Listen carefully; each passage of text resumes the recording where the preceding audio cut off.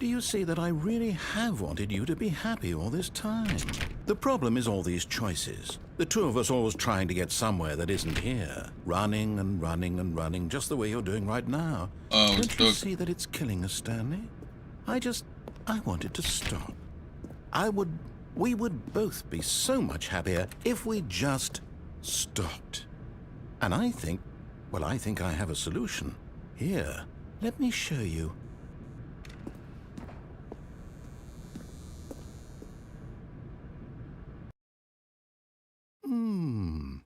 What do we want? What are we looking for?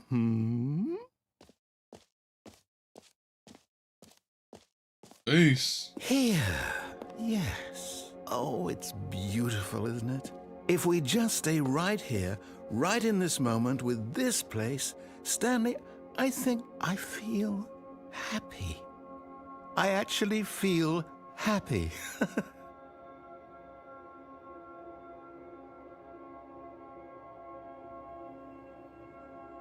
Oh my god, it just turned into a screensaver from 2007.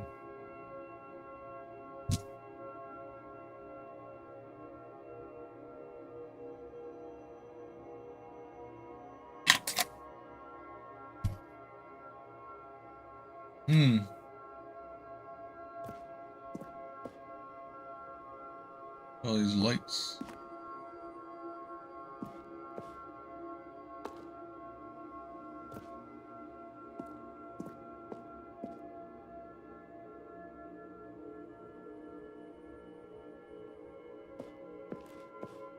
Oh, new lights.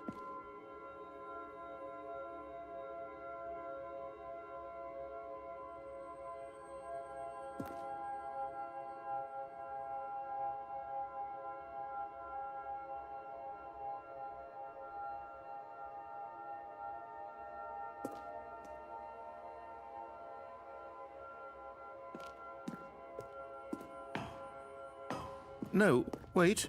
Where are you going? Right. Where were we? He's just supposed to stay here forever. Oh, we got red lights.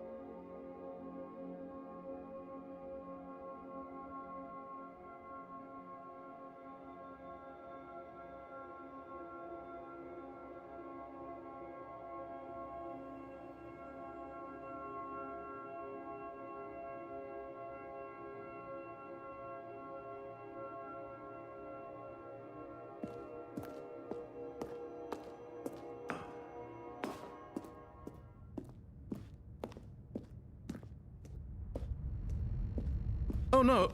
Stay away from those stairs. If you hurt yourself, if you die, the game will reset. We'll lose all of this.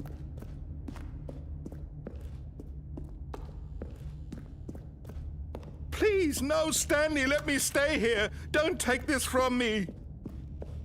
Please, Stanley, think about what you're doing.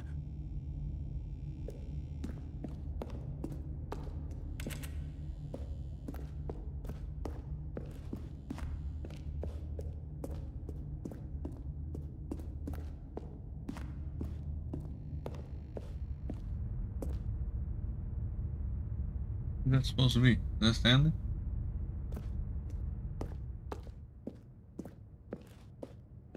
Good, good. We can't be too safe. Promise me you won't go back there. Just stay here. Alright, time to jump off of the stairs. No! What did we talk about? You're risking everything we achieved here. You heard me before, didn't you? You will die! What about this isn't getting through to you?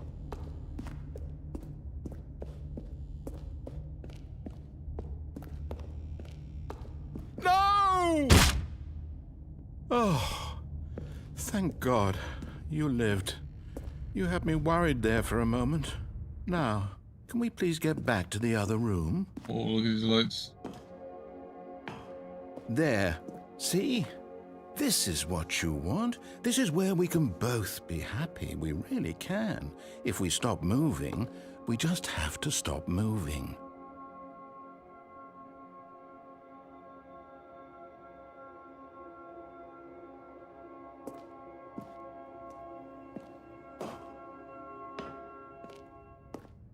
Stanley, go back.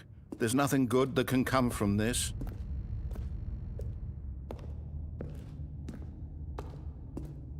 No. No, no, what are you doing? Do you just not believe me? What can I say to convince you?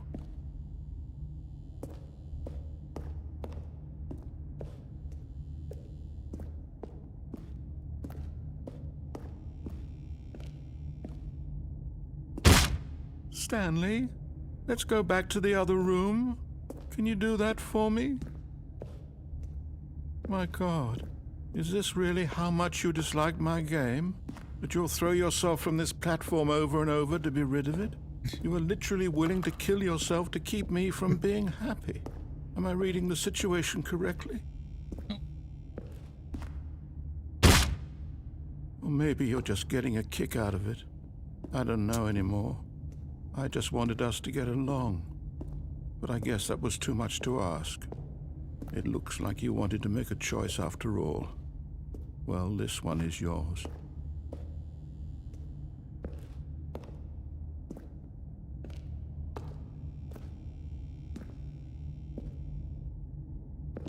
Is it over? Yeah, we're dead. It's going to restart, isn't it? I'm going back. Alright, well, we went to the red door. What was I missing from the blue door? The meeting room. Yes, that's where everyone would be. Stanley just needed to get to the meeting room, and from then on, he would never be alone ever again. Wait a minute, that's different. Never said that before.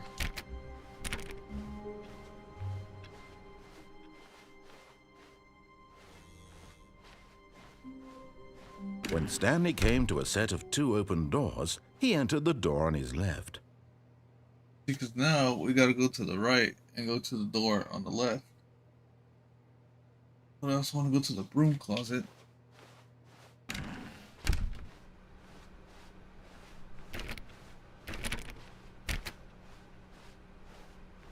Yet there was not a single person here either. Feeling a wave of disbelief, Stanley decided to go up to his boss's office, hoping he might find an answer there. Coming to a staircase, Stanley walked upstairs to his boss's office.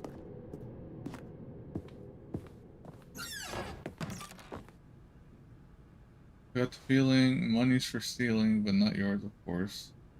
That's a lovely purse. That's different.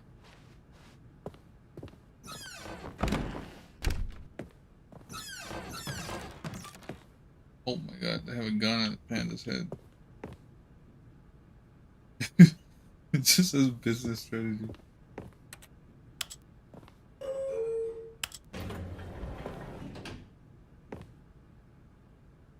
I go up or down? Now I got 2 choices.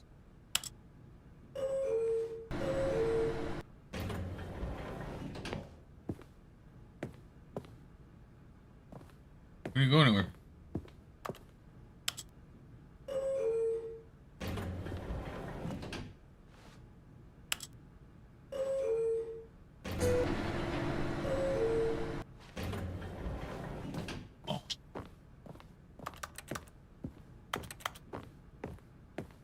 Stepping into his manager's office, Stanley was once again stunned to discover not an indication of any human life. What could it mean? Stanley wondered aloud to nobody. He began wildly tearing through papers on the boss's desk, pulling books off the shelf, looking behind paintings, desperate for clues to his situation. But his attention was caught by a keypad behind the boss's desk. What could its purpose be? In fact, this keypad guarded the terrible secret that lay buried below his feet. And so the boss had assigned it an extra secret PIN number, 2845. But of course, Stanley couldn't possibly have known this. Yet incredibly, by simply pushing random buttons on the keypad, Stanley happened to input the correct code by sheer luck. Amazing. He stepped into the newly opened passageway.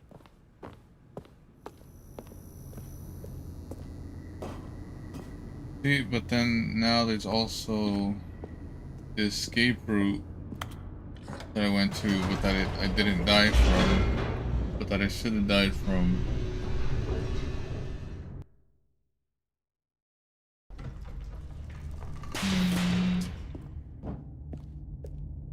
Stanley walked straight ahead through the large door that read Mind Control Facility. Yeah, let's see.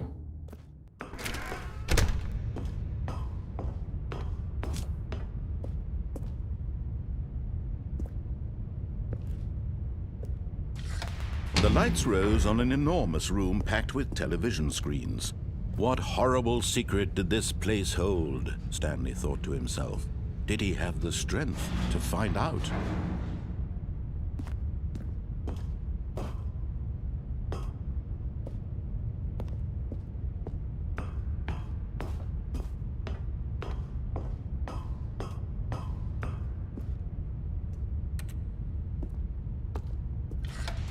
Now the monitors jumped to life, their true nature revealed.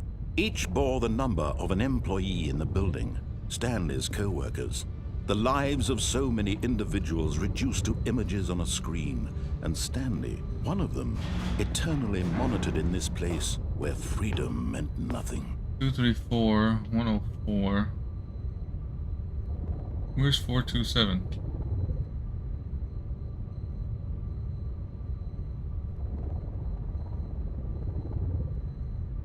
One.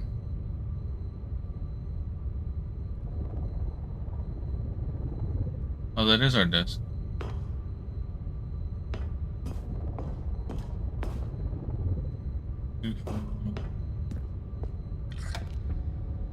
This mind control facility, it was too horrible to believe. It couldn't be true. Had Stanley really been under someone's control all this time? Was this the only reason he was happy with his boring job? That his emotions had been manipulated to accept it blindly? No, he refused to believe it. He couldn't accept it. His own life in someone else's control? Never! It was unthinkable, wasn't it? Was it even possible? Had he truly spent his entire life utterly blind to the world? But here was the proof. The heart of the operation. Controls labeled with emotions. Happy, or sad, or content. Walking, eating, working. All of it monitored and commanded from this very place. And as the cold reality of his past began to sink in, Stanley decided that this machinery would never again exert its terrible power over another human life. For he would dismantle the controls once and for all.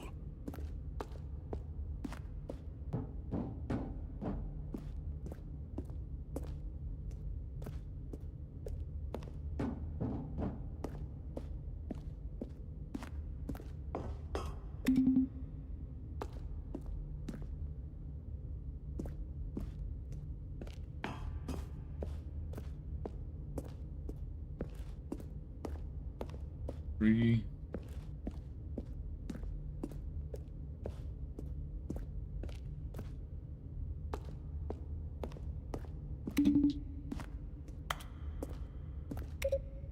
Two.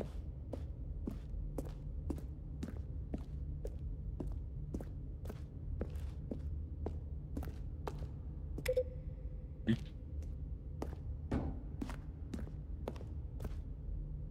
Five.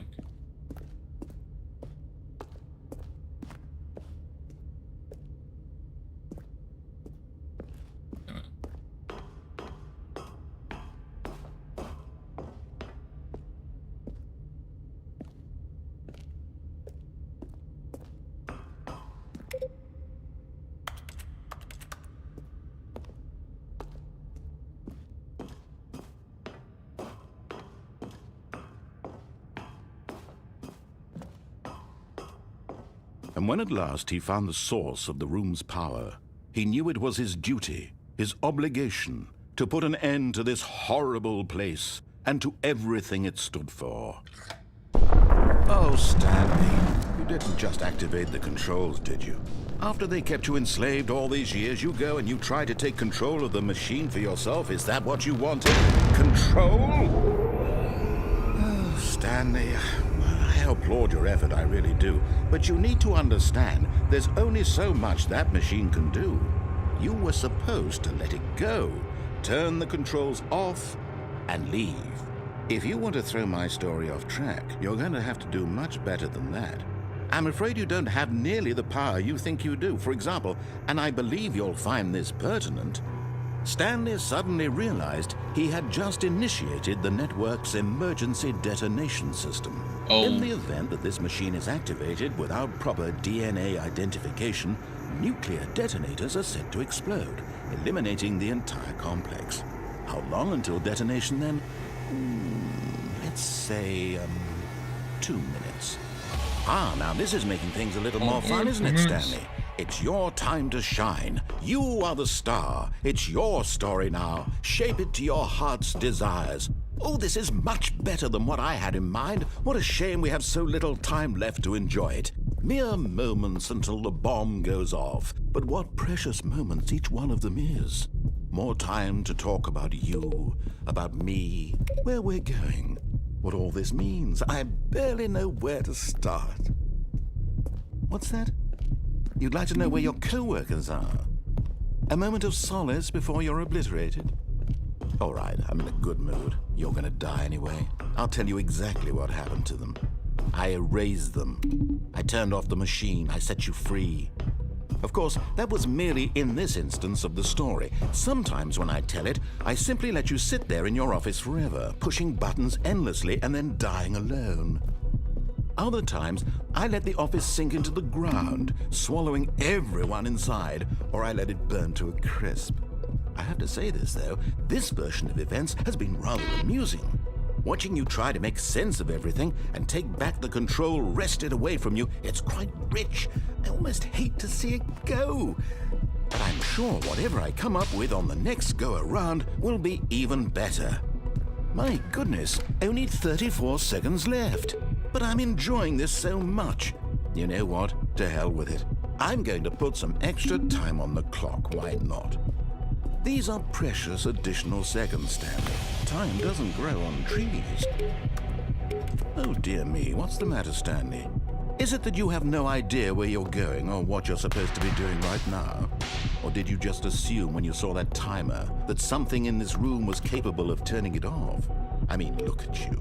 Running from button to button, screen to screen, clicking on every little thing in this room. These numbered buttons, no, these colored ones. Or maybe this big red button, or this door. Everything, anything, something here will save me. Why would you think that, Stanley? That this video game can be beaten? Won? Solved? Do you have any idea what your purpose in this place is? Stanley, you're in for quite a disappointment. But here's a spoiler for you. That timer isn't a catalyst to keep the action moving along. It's just seconds ticking away to your death. You're only still playing instead of watching a cutscene because I want to watch you for every moment that you're powerless. To see you made humble. This is not a challenge. It's a tragedy. You wanted to control this world, that's fine. But I'm going to destroy it first, so you can't. Take a look at the clock, Stanley. That's 30 seconds you have left to struggle. 30 seconds until a big boom and then nothing. No ending here, just you being blown to pieces. Will you cling desperately to your frail life, or will you let it go peacefully? Another choice. Make it count, or don't. It's all the same to me, all a part of the joke. And believe me, I will be laughing at every second of your inevitable life from the moment we fade in until the moment I say, happily ever up. Good.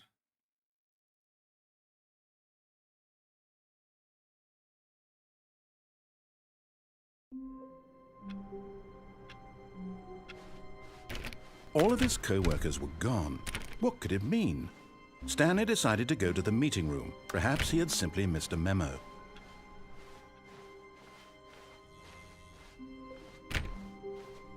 When Stanley came to a set of 2 open doors, this was not the correct way to the meeting room, and Stanley knew it perfectly well. Perhaps he wanted to stop by the employee lounge first, just to admire it. The lounge was grand, majestic, perhaps too majestic, like a combination of a much smaller version and a much larger version of this exact room. It all made Stanley uncomfortable, and he started to bleed a little. This made him smile. At last, proof that he was human. Bleed. But eager to get back to business, Stanley took the first open door on his left. And so he detoured through the maintenance section, walked straight ahead to the opposite door, and got back on track.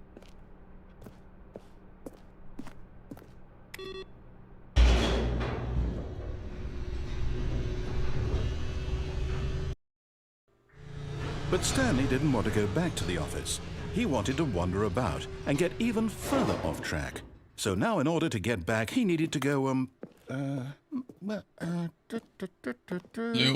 from here it's, left.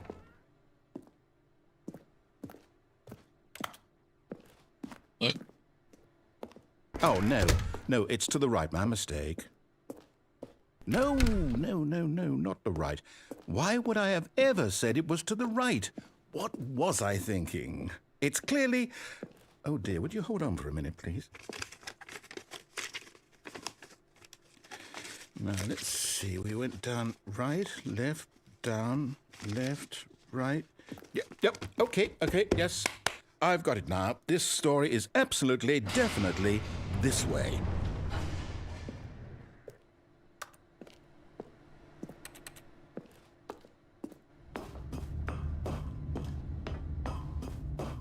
No. This isn't right at all. You're not supposed to be here yet. This is all a spoiler. Quick, Stanley, close your eyes. Okay. We just have to get back to, oh, who am I kidding? It's all rubbish now. The whole story completely unusable. How about, rather than waste my time trying to salvage this nonsense, we'll just restart the game from the beginning. And this time, suppose we don't wander so far off track, Okay, from the top. Oh. All of his co-workers were gone. What could it mean? Stanley decided to go to the meeting room. Perhaps he had simply missed a memo.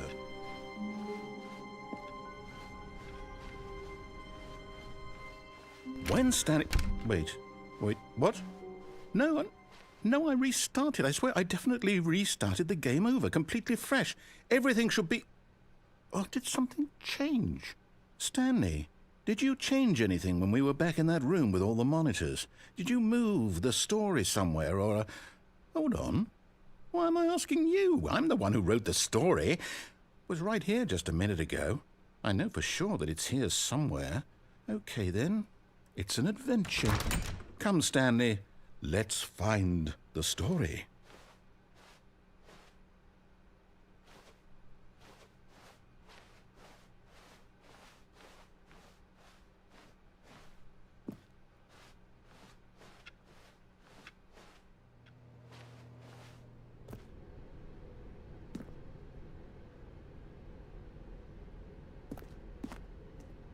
Yo, what's going on, Mandalorian?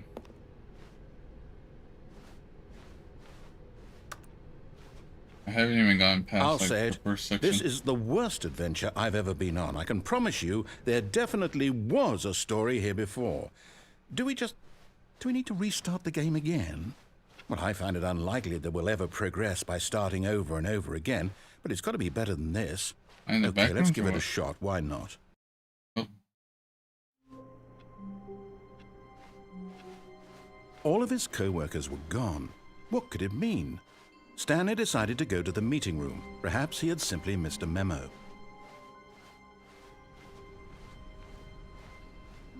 Oh, no doors. Okay, yep, it's worse. I might be remembering this wrong. It's possible the story is back where we just came from. Why don't we go back the other direction and see if we missed anything?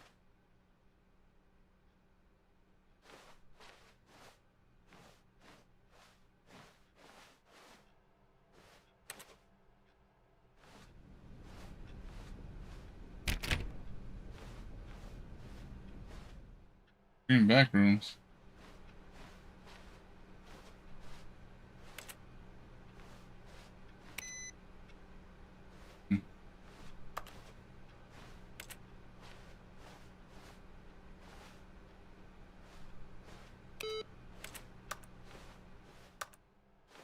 Aha! I knew we'd miss something. The story.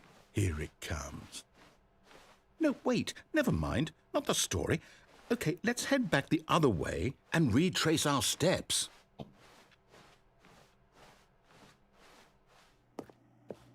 Oh, Now this... Well, I'll be honest, I don't recognize this place at all. Is this the story? I don't think so.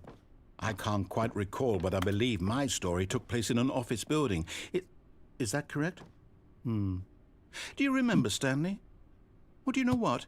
Since I've completely forgotten what we were supposed to be doing, how about this? You win! Congratulations! I know you put in a lot of hard work, and it really paid off, so good job. Oh, no. No, I don't feel right about this at all. We both know you didn't put in any actual work for that win. Some people win fair and square, and this was not one of those situations. Okay, I'm getting weirded out by whatever this place is. I don't care what might happen this time. I have to restart.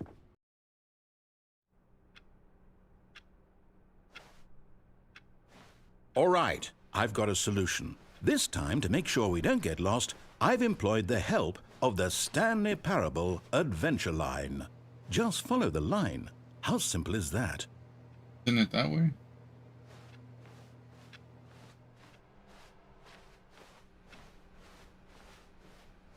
No, I'm down. We're leaving it up to the line from now on.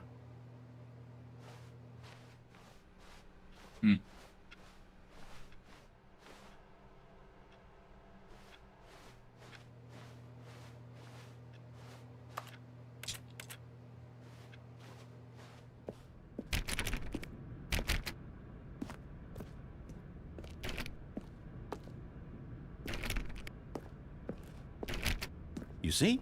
The line knows where the story is. It's over in this direction. Onward, Stanley, to destiny. Though, here's a thought. Wouldn't wherever we end up be our destination, even if there's no story there? Or to put it another way, is the story of no destination still a story? Simply by the act of moving forward, are we implying a journey such that a destination is inevitably conjured into being via the very manifestation of the nature of life itself? Okay, Stanley, I need to follow this train of thought for a minute. Just stick with me. Now, we can both agree that the nature of existence is in fact a byproduct of one's subjective experience of that existence, right?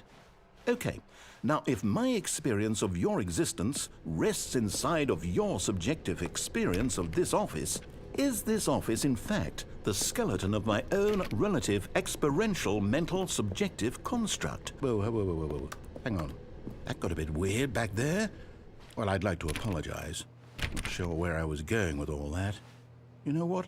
I think what we need right now is a bit of music to lighten the mood. That's so loud.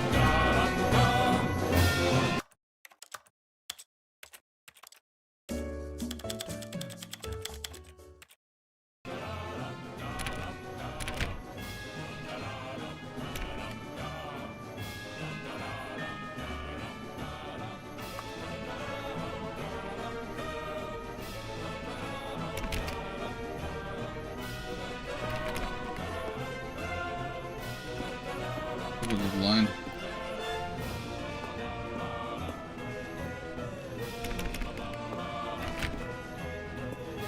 Oh look, payday.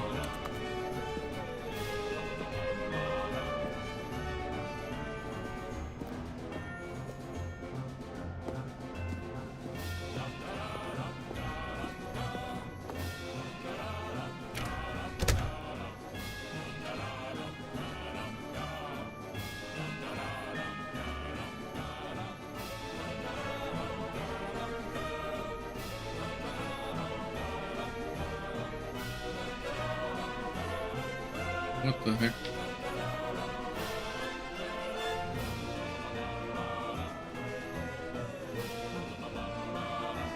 Oh, that's weird.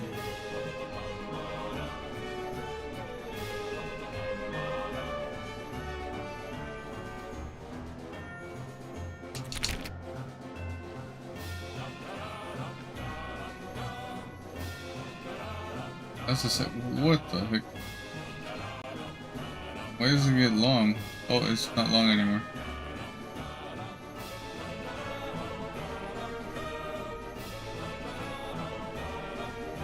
Alright.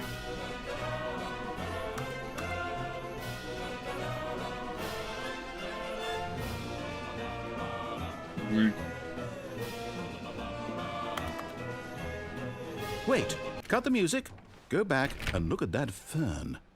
Stanley, this fern will be very important later in the story. Make sure you study it closely and remember it carefully. You won't want to miss anything.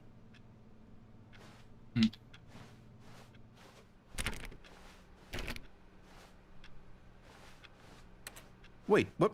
We're back at the office? No. Line, you do know we're looking for the Stanley Parable, right? The story? Is any of this ringing a bell?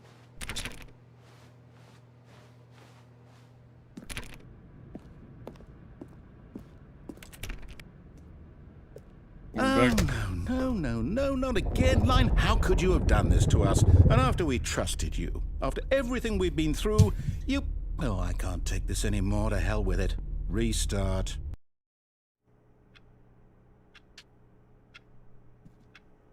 Man. You know what, Stanley? I say forget the adventure line. What's it ever done for us? We're intelligent people, right? Why can't we make up our own story? Something exciting, daring, mysterious. Ooh, this all sounds perfectly doable. Why don't we simply start wandering in... What's going on, Banana? I don't know. How about this direction? Doing pretty good. A little late, so I'm a little tired, but playing this game. Now, yes, this is exciting. Just me and Stanley forging a new path, a new story. Well, it could be anything. What do you want our story to be? Go wild. Use your imagination. Whatever it might be, Stanley, I'm ready for it. Oh, no, not you again. Stanley, I'd also like to veto the line from having any role in our awesome new story. No lines or monitor rooms. Just don't acknowledge it, and we should be fine.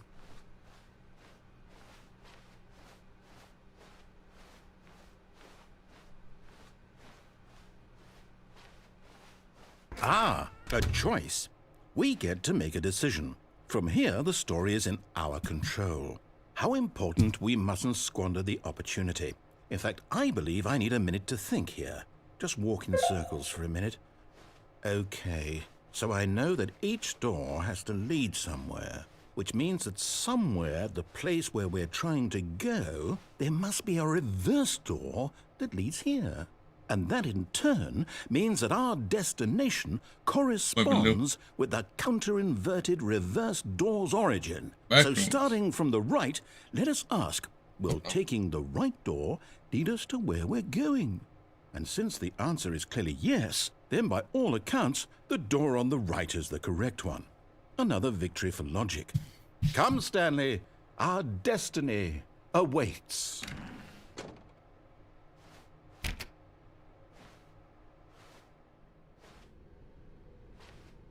Oh, hold up, what's this? The confusion ending. You're telling me that's what this is? It's all one giant ending? And we're supposed to restart the game, what, eight times? That's really how all this goes? It's all determined? So now, according to the schedule, I restart again. Then what? Am I just supposed to forget? Well, what if I don't want to forget? My mind goes blank simply because it's written here on this thing. On the bookstore. Wall. Well, who consulted me? Why don't I get to decide? Why don't I get a say in all of this? Is it really... No, it can't be. I don't want it to be. I don't want the game to keep restarting. I don't want to forget what's going on. I don't want to be trapped like this. I won't restart the game. I won't do it. I won't do it. I won't do it. And the timer stopped? Does that mean, did we do it? Did we break the cycle? The, whatever it is that made this schedule? How would we even know? Will someone come for us? Will something happen? Oh, 2 doors. So, okay.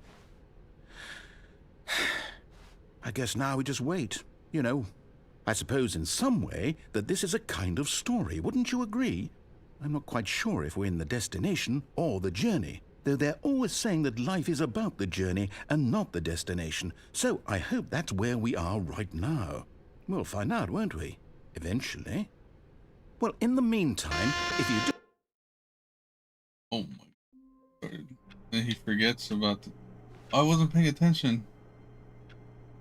Should have taken a picture. I actually got in the confusing ending. I wasn't reading. All of his co-workers were gone. What could it mean? Stanley decided to go to the meeting room. Perhaps he had simply missed a memo.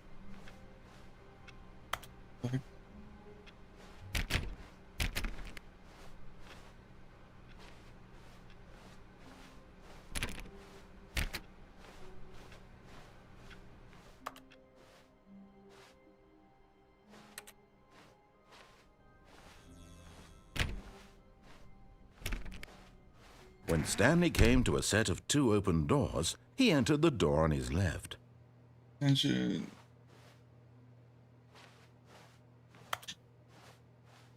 I don't want to look it up. I found it. I'm looking it up.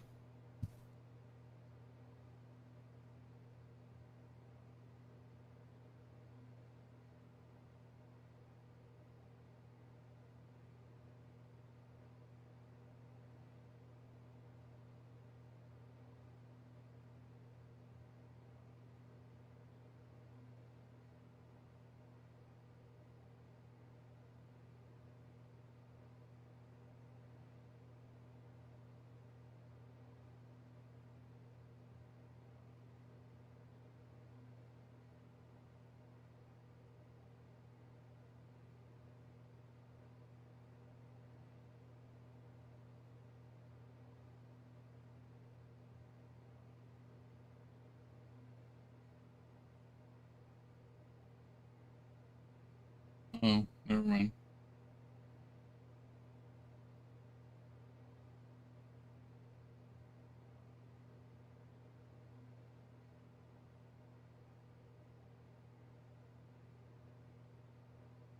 What if I just restart it? Stanley just stood there doing nothing at all. Oh, wait. He seems to think I have nothing better to do with my time than to sit around and describe every fascinating little detail of his inability to do anything. This is why Stanley and I are on such good terms. Alright.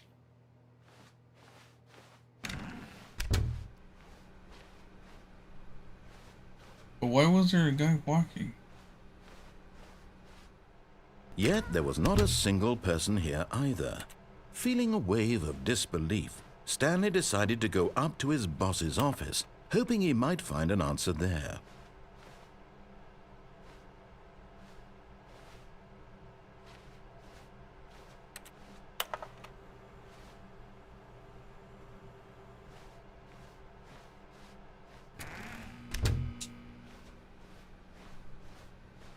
Coming to a staircase, Stanley walked upstairs to his boss's office.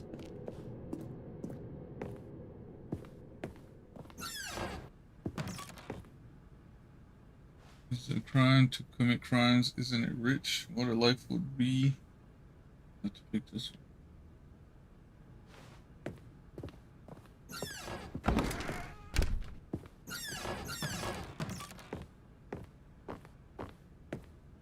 The moment he entered his manager's office, Stanley froze in his tracks. Not a living soul anywhere. Could he really be all alone? This was too much for Stanley to take. Too much for any man to take. He fell to his knees, bursting into half moans, half sobs, the guttural retching of life from a man denied any hope, any reason to keep going. Here on the floor, he lay prone, paralyzed by fear for nearly a full hour. But when at last he began to move about and survey the situation, he found a keypad behind the boss's desk. What could it mean? Was it a sign of hope for Stanley's future? Alas, it was not. For although this keypad guarded the terrible secret of Stanley's past, it had been assigned a 4-digit code so devious and so random that no man could ever hope to guess it. 2845. Statistically, nearly impossible to guess blindly. Yet incredibly, by simply pushing random buttons on the keypad, Stanley happened to input the correct code by sheer luck. Amazing. He stepped into the newly opened passageway.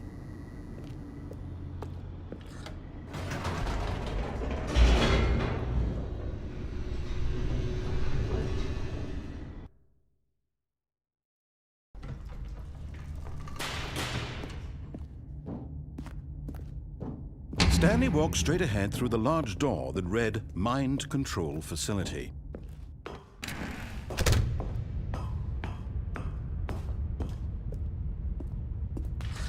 The lights rose on an enormous room packed with television screens. What horrible secret did this place hold? Stanley thought to himself. Did he have the strength to find out?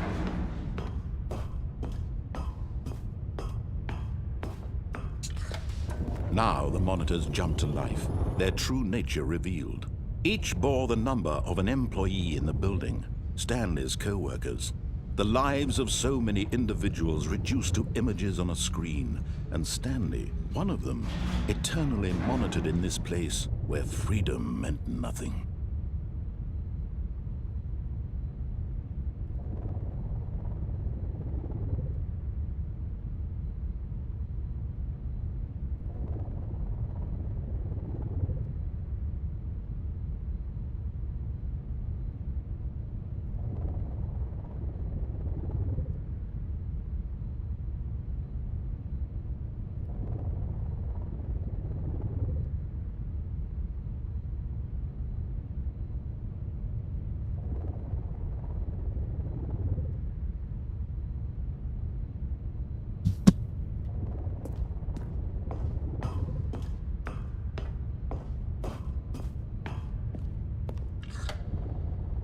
This mind control facility, it was too horrible to believe. It couldn't be true. Had Stanley really been under someone's control all this time? Was this the only reason he was happy with his boring job? That his emotions had been manipulated to accept it blindly? No, he refused to believe it. He couldn't accept it. His own life in someone else's control? Never! It was unthinkable, wasn't it? Was it even possible?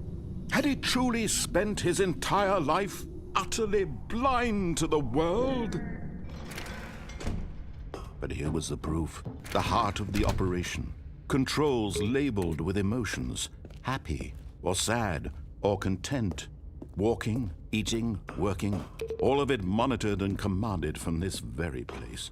And as the cold reality of his past began to sink in, Stanley decided that this machinery would never again exert its terror.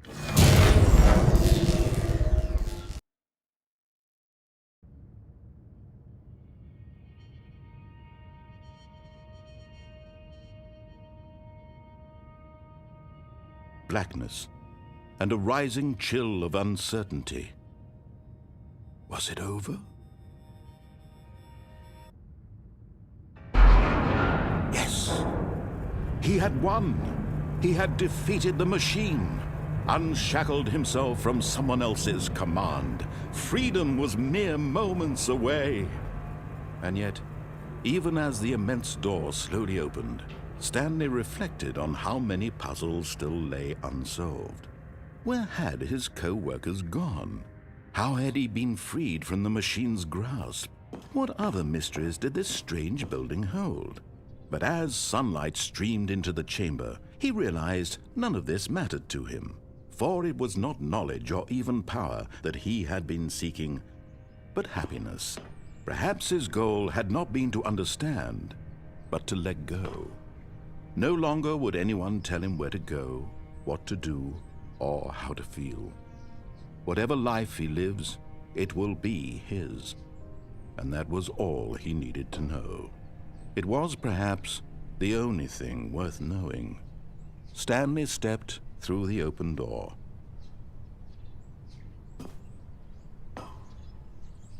Stanley felt the cool breeze upon his skin, the feeling of liberation. the immense possibility of the new path before him. This was exactly the way, right now, that things were meant to happen. And Stanley was happy.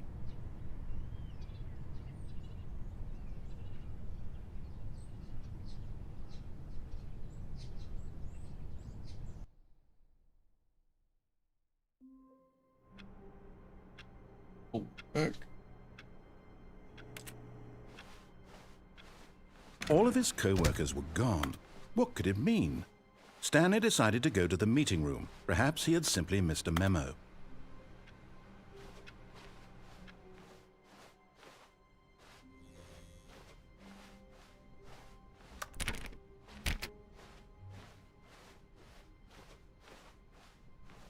This is different.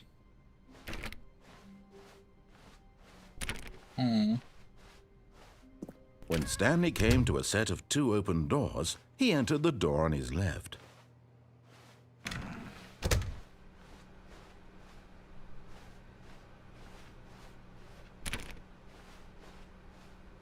Yet there was not a single person here either. Feeling a wave of disbelief, Stanley decided to go up to his boss's office, hoping he might find an answer there.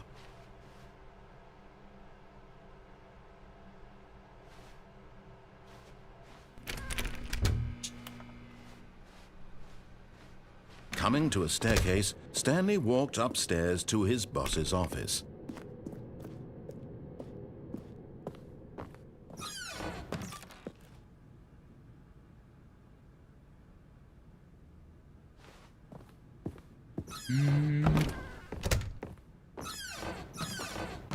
I mean, I guess I know that there's other endings.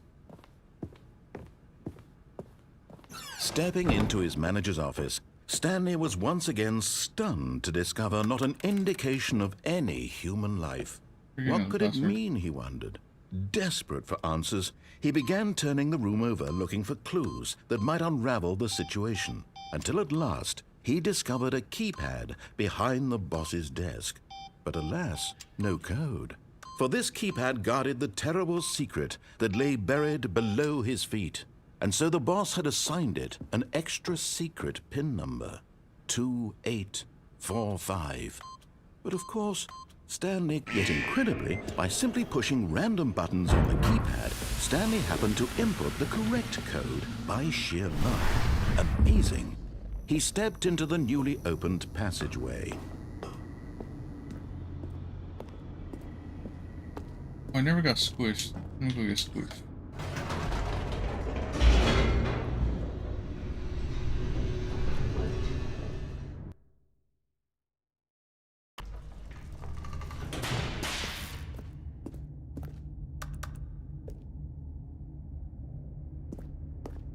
Stanley walked straight ahead through the large door that read Mind Control Facility.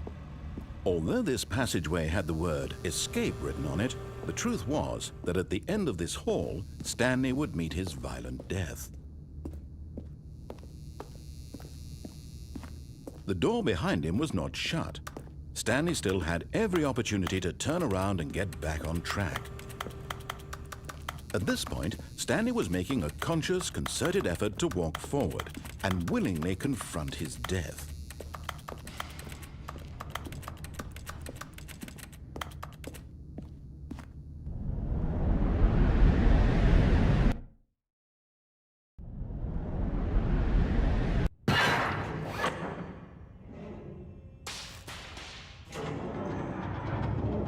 As the machine whirred into motion and Stanley was inched closer and closer to his demise, he reflected that his life had been of no consequence whatsoever.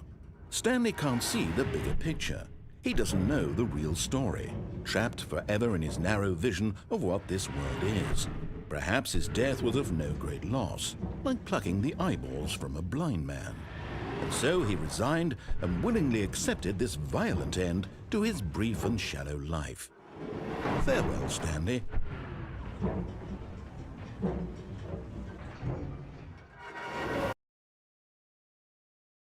Farewell, Stanley, cried the narrator, as Stanley was led helplessly into the enormous metal jaws.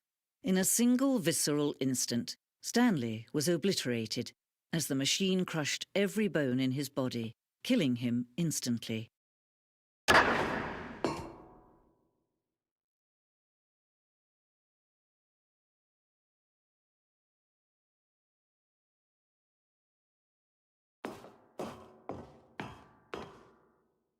And yet it would be just a few minutes before Stanley would restart the game, back in his office, as alive as ever. What exactly did the narrator think he was going to accomplish? It'd be cool if there was like when every path you can walk has been created for you like long in advance, death like becomes meaningless, making life the same. Do you see now? Do you see that Stanley was already dead from the moment he hit start? There's a Warzone one. How do you get to this one? Oh, they got rid of it.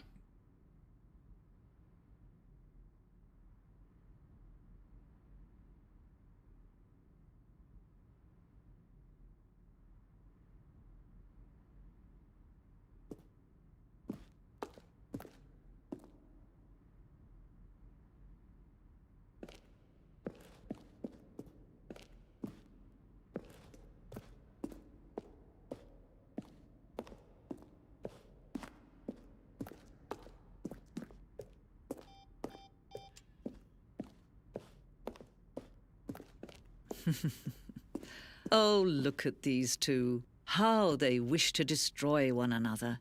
How they wish to control one another. How they both wish to be free. Can you see? Can you see how much they need one another? No, perhaps not. Sometimes these things cannot be seen. But listen to me. You can still save these two. You can stop the program before they both fail. Push escape and press quit. There's no other way to beat this game. As long as you move forward, you'll be walking someone else's path. Stop now and it'll be your only true choice. Whatever you do, choose it. Don't let time choose for you. Don't let...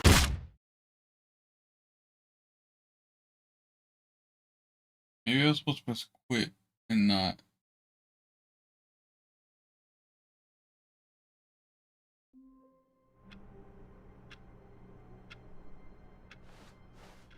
All of his co-workers were gone. What could it mean? Stanley decided to go to the meeting room. Perhaps he had simply missed a memo.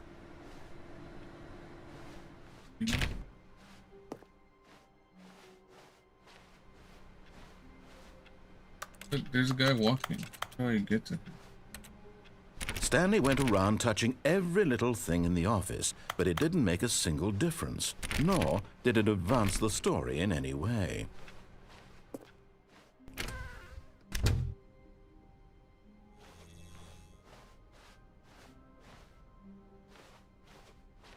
This way?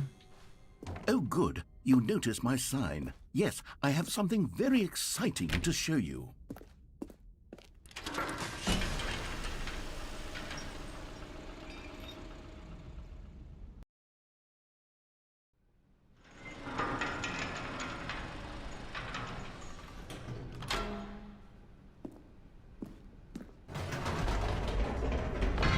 You see, Stanley, I've been reflecting on the Stanley Parable and about how roundly disappointing this ultra deluxe version has turned out to be. The original Stanley Parable was a landmark, and any new content for it should live up to that legacy. So forget this ultra deluxe nonsense. I say we take it one step even further. Which is why I'm very proud to announce for the first time ever, the Stanley Parable 2. Ooh. Oh my god, we did it. Yes, you see, isn't this far superior to a measly re-release with a few minor additions? Think of all the new territory we'll cover with a fully fledged sequel. An entirely new experience, built from the ground up. Why, there are so many possibilities. It could go in so many different directions. This is what fans have truly been asking for.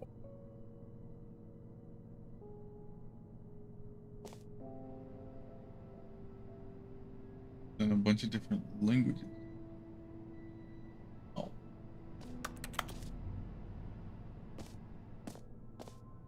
calling it the Stanley Parable 2 is just so much catchier than Ultra Deluxe, don't you think? Ultra Deluxe? What does it even mean? But the Stanley Parable 2, now that's an artistic statement right there. It's future-oriented. It screams progress and innovation and long-term franchising potential.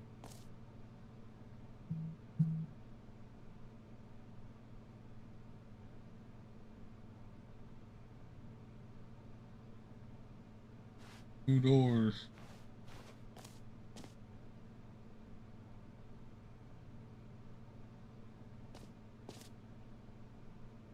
Oh, the two ferns. That's important.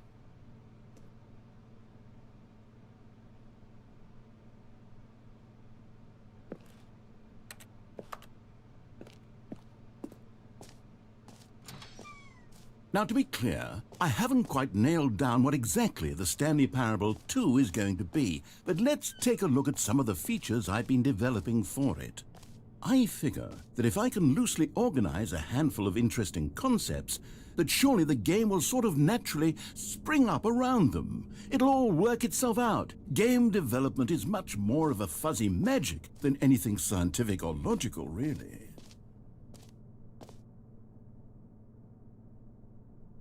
The prequel to the Stanley Parable 2 is the sequel to the Stanley Parable. It is a prequel.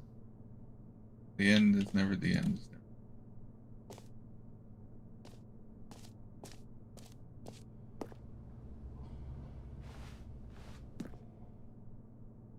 Oh, new features.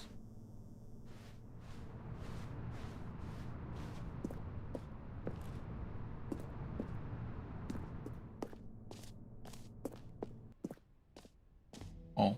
Here we are. Go on, try out some of the new features.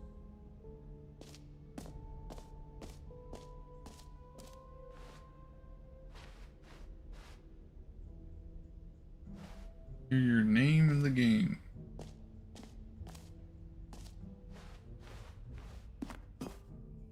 An epilogue would be fun, wouldn't it, Stanley? Yes, it would go at the end of the, well, we'll figure that out later. For the Stanley Parable 2, I asked myself, what do players really want? And of course, the first and most obvious answer is that they want to be individually recognized and validated as people. So with that in mind, my first addition to the game is this button which speaks the name of the person playing the game. Isn't that wonderful?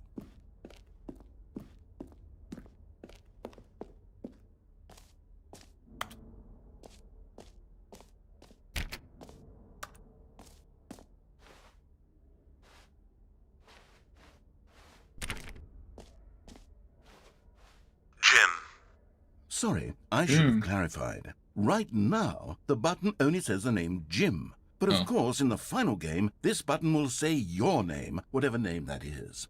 Here, let's have you role-play as Jim to really simulate the full experience of this feature. Just play along. I promise you'll love it. Okay, here we go. Let's take a deep breath, clear your mind, forget whoever you are, and simply become a person named Jim. Oh, my name I is want Jim. you to imagine yourself living as Jim, sleeping and waking as Jim, falling in love and being heartbroken as Jim, seizing all of the world's possibilities as Jim, and as Jim watching your dreams crumble into dust. Do you feel it deeply? Are you really, truly Jim right now? If so, then please step forward and press the button. Jim. Yes! You see? What a thrill! What a rush! That was you! The button described you. Do it again. Do it again. Jim. Ooh, it hits even harder the second time. If this were the only new feature in the Stanley Parable 2, it would still be worth the money. Let's take a break from the Jim button. I'm too emotionally drained from all of this personal validation.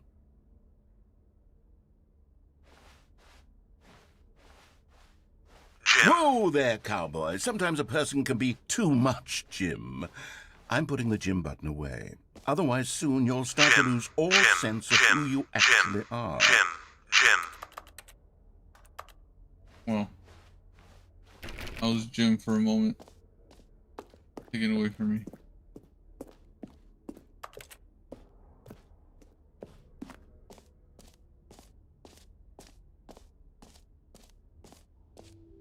I suppose I could allow only people named Jim to play the Stanley Parable too. That would actually save me the work of finishing this feature.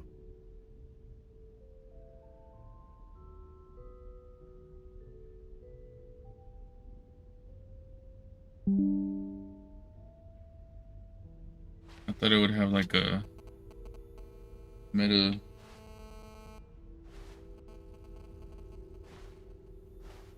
Ray trace. Oh, the baby's grown up.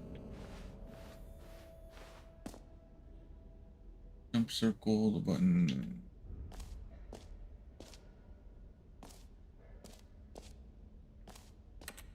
How come I don't get to see my achievement? I feel like earlier it was talking about an achievement. I think it was supposed to come up. What the heck? Supposed to come up. Okay, I'll be honest, I haven't yet decided on this one. I think that in the new version, the office could use a bit of decoration, like balloons. But I'm undecided on Get Well Someday and Happy 12th Birthday. Which would you go with? Happy 12th birthday.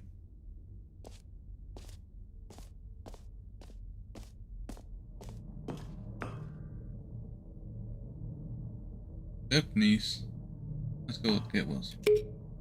You know, sometimes when you solicit another person's opinion, it makes you realize that you knew which one you actually really wanted all along. Happy 12th birthday, step-niece, it is. Or actually, maybe I should have gone with... No, I've made my decision, we're moving on.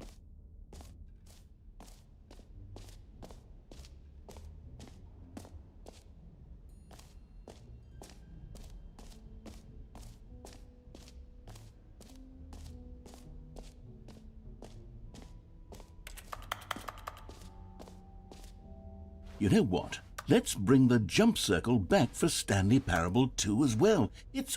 Oh, wait. You already spent all your jumps the first time we saw the jump circle. Oh well. I suppose it can just be a nice decorative piece then. Are you not gonna give me more jumps?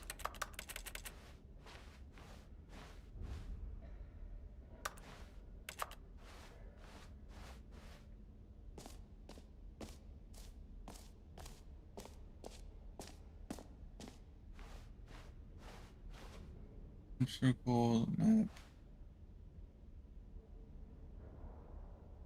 Settings world champion.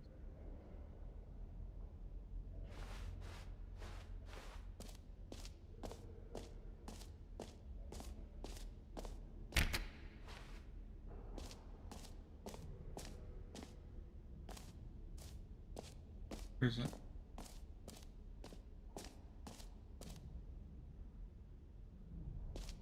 The bucket.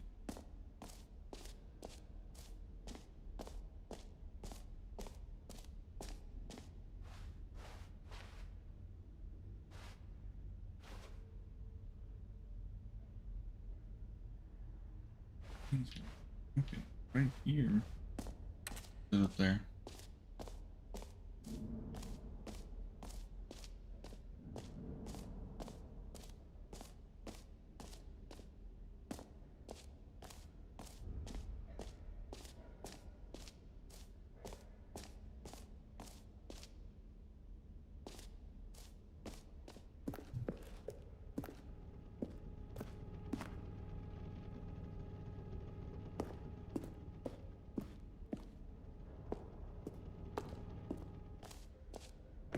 Ah, collectibles.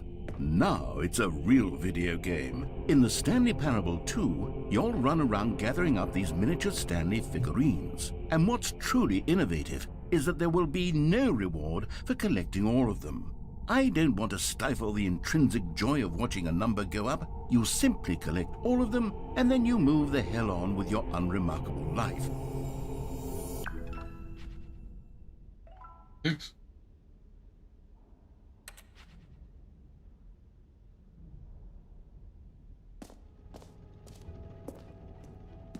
God, it really is the worst when you collect everything in a video game and then they give you a big fancy reward for it. Absolutely tragic.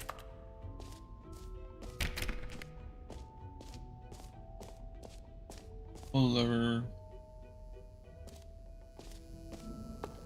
Now here's something special. You remember that broken test achievement that got left in the game on accident? Well, I'm developing a technology to simply give you the achievement. Yes, you see, you'll come to this lever, and when you pull it, the achievement will be given to you. It's as simple as that.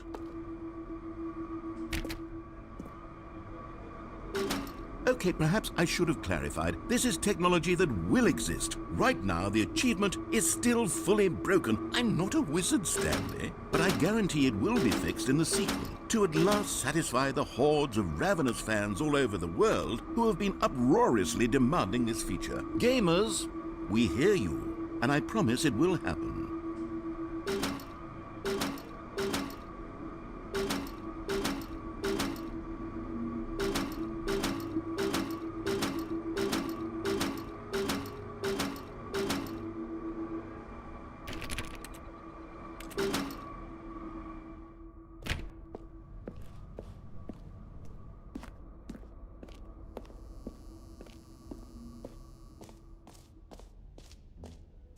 What else? What other exhibits haven't we seen yet?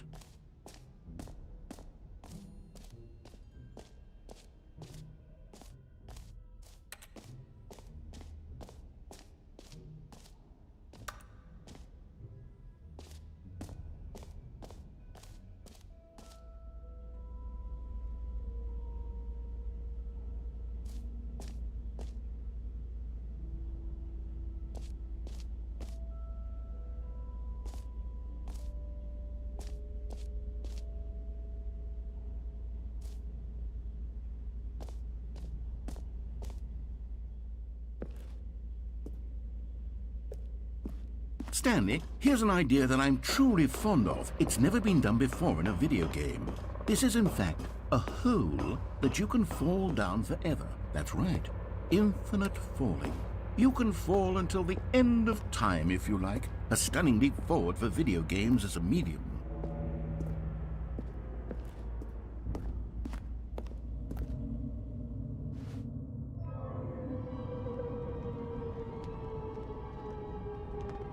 You see, isn't it wonderful? One of my more ingenious concoctions, if I do say so. Now then, since you've gotten to see the infinite hole, you can press the teleport button to pop back up to the top, and we can continue onward. Now, I don't mean to be a bummer, but I do recommend you use the teleport button to go back to the top. Maybe do it on the sooner rather than later spectrum of things.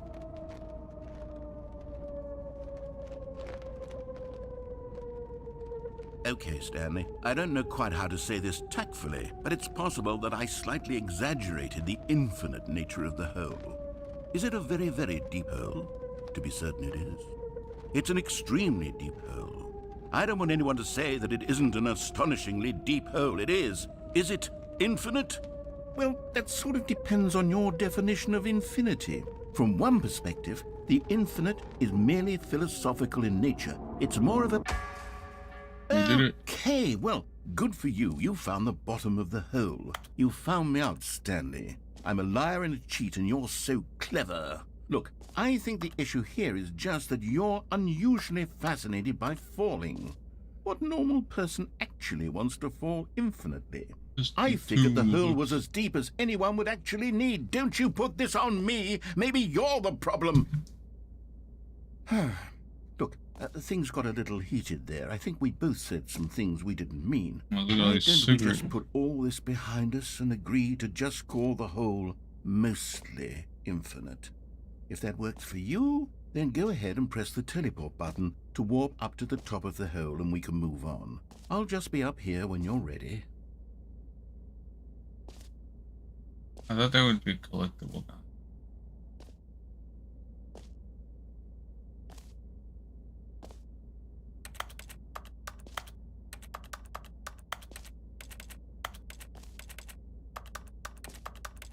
Great. Now, I'm very excited to show you even more of my ideas for the sequel.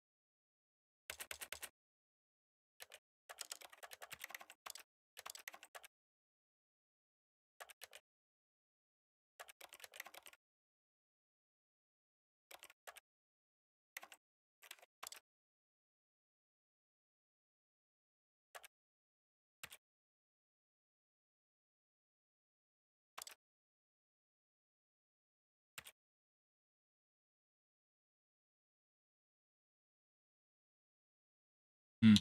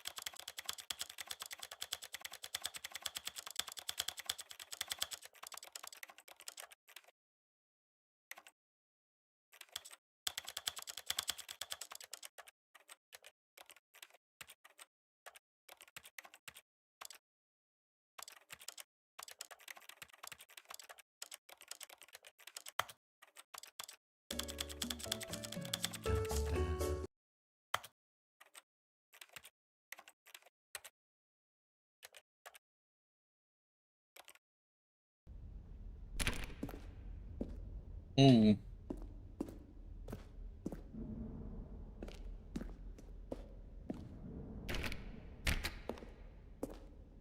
Oh, this is possible to play.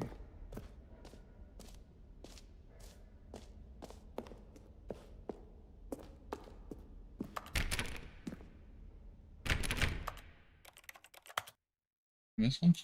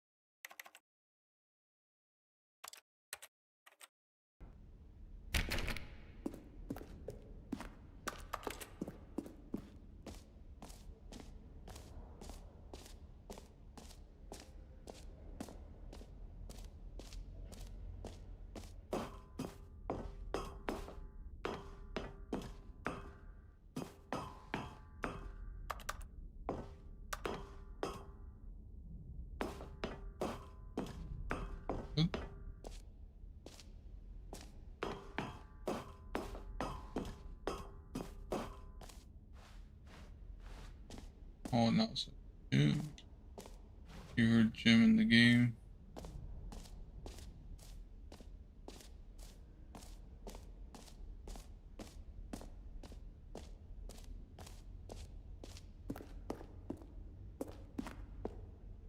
A common complaint of the Stanley Parable was that it was confusing and paradoxical, that it engendered a chaotic sense of reckless despair in those who played it. Well, I'm happy to say that after much consideration, I've engineered a clever solution to this fundamental problem with the game. It's the Stanley Parable Reassurance Bucket. You see, Stanley, anytime you're holding the bucket, a sense of calm and ease will fill your mind and your heart. It's true. As long as you hold on to the bucket, the many disorienting contradictions of the Stanley Parable will feel perfectly normal and perhaps even comforting. You may even come to long for the gentle embrace of jarring cognitive dissonance while the bucket is in your arms. And to be honest, it's a much more convenient solution for me than actually redesigning the game to be less uncomfortable. Can you imagine what a pain in the ass that would be? Yes, the bucket is the perfect solution. Come on, give it a try.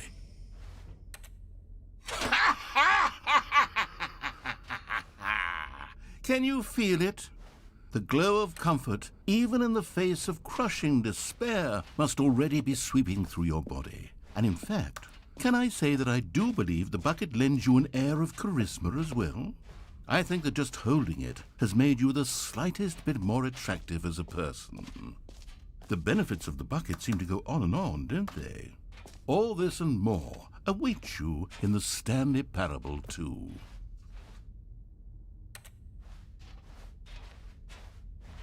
Got a bucket? Does anyone give out awards for most enjoyable bucket in a video game? That really should be an award if it isn't already.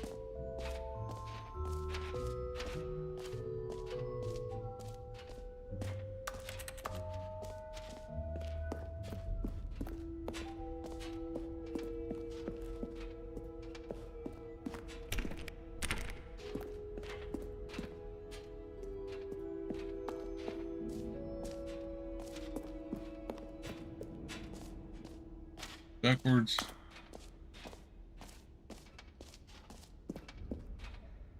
Oh, he's spinning.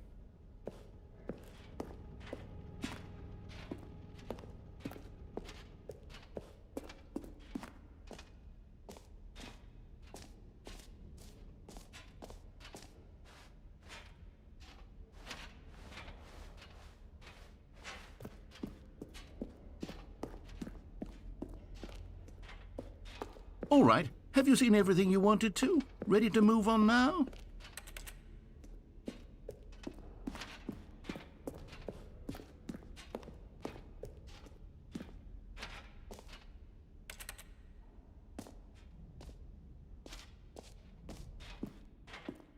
So, Stanley, what do you think? Do you like all of the new features? Yes, I know it's not exactly clear yet how exactly these features will come together as one single coherent video game, but I can feel it in my soul. It's going to work. There's definitely a good game in there somewhere. Say, let's do an experiment. I'll arrange these new features together, and we'll see whether or not it coheres into a meaningful gameplay experience. Okay, are you ready? Here it is. I give you the Stanley Parable 2. Oh. I mean, there's potential here, right? It's sort of... Okay, never mind. Hold on, let me do a different arrangement. Okay, yes, this is much better. I feel good about this. Here we go. Version 2. Who am I kidding, Stanley? This isn't a coherent video game at all. It's a lot of gags. And I do very much enjoy creating gags, but they don't add up to anything. I wanted more than anything to create a sequel that would capture all the magic of the first game. I wanted fans to love it. No matter how good these gags are, they won't stand on their own. They would need the structure and the gameplay of the original. Wait, maybe that's it. I can take the original Stanley Parable and simply, well, insert a few of my new features into it. Tastefully, of course. With respect. With care for the vision and integrity of the original game. Would it possibly work? I suppose it could. But it would need a really, really tremendous title screen. A title screen that says with bold and uncompromising conviction, "This is the Stanley Parable 2. Let me see if I can whip something up. All right, perfect. Go ahead. Take a look.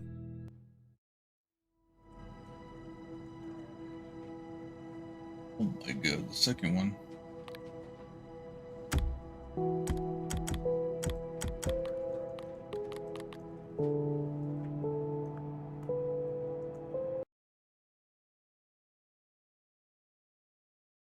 This is the story of a man named Stanley.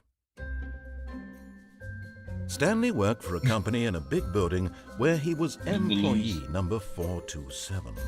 Employee number 427's job was simple. He sat at his desk in room 427 and he pushed buttons on a keyboard. Orders came to him through a monitor on his desk, telling him what buttons to push, how long to push them, and in what order. This is what employee 427 did every day of every month of every year. And although others might have considered it soul-rending, Stanley relished every moment that the orders came in, as though he had been made exactly for this job. And Stanley was happy. And then one day, something very peculiar happened. Something that would forever change Stanley. Something he would never quite forget. He had been at his desk for nearly an hour when he realized that not one single order had arrived on the monitor for him to follow. No one had showed up to give him instructions, call a meeting, or even say hi. Never in all his years at the company had this happened, this complete isolation. Something was very clearly wrong. Shocked, frozen solid, Stanley found himself unable to move for the longest time. But as he came to his wits and regained his senses, he got up from his desk and stepped out of his office. All of his co-workers were gone. What could it mean? Stanley decided to go to the meeting room. Perhaps he had simply missed a memo.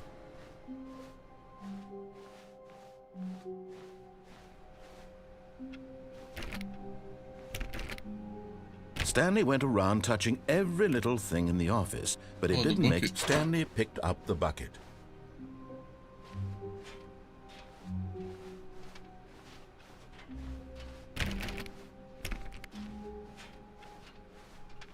Follow the story?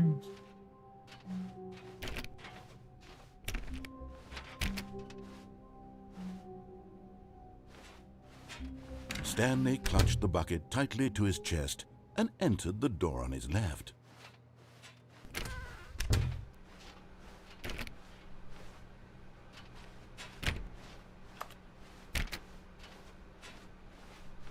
Still no one was here. Stanley needed the bucket's warmth and comfort now more than ever. Perhaps his boss's office was where he'd find answers.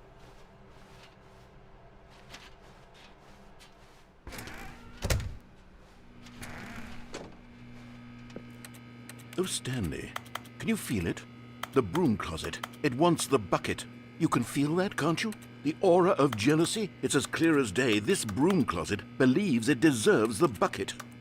I can really feel it now. It's a bucket. It belongs in a broom closet. That's what the broom closet is trying to say here. It's supposed to go with the other cleaning supplies. Good for you, Stanley. Don't give in. Don't hand over the bucket. I know how hard it must be, given the pressure that the broom closet is putting on your shoulders right now, but you have to be strong. This is your bucket. This is your companion and lifelong friend. You can't hand it over. Oh, no. We're getting into name-calling now, it seems. Is this how low the broom closet has sunk, that it has to resort to this stream of petty insults simply in order to get you to hand over the bucket? Stanley, I never liked this broom closet for a variety of reasons, but even this is worse than I had imagined. And wait, now the broom closet has the gall to imply that you and the bucket are not truly deep and lasting friends? That your relationship is purely superficial and convenient? That your life is so banal and meaningless that you'd feel the same sort of kinship towards any inanimate object which happened to lay in your path in an even partially enticing manner? Well, I never. Go on, Stanley. Lay into it. Really tell the broom closet off for its demeaning comments. Expand on the wide variety of experiences you and the bucket have shared together. Go through each of them point by point. Share your journal entries detailing the rich emotional landscape of your feelings for the bucket as they have changed and evolved over the years. Let him have it.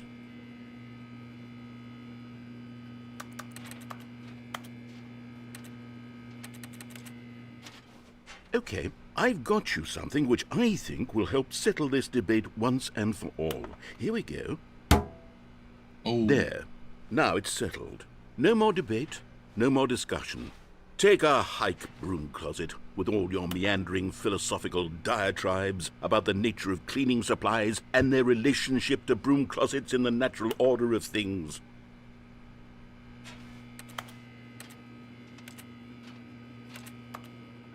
All right, I've got a second sticker back here, and I'm going to slap it on as well because I think it's appropriate.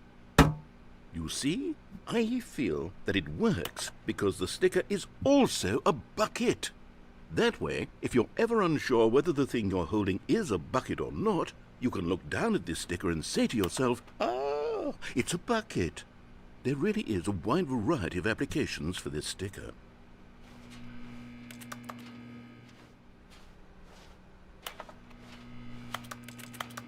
You know what?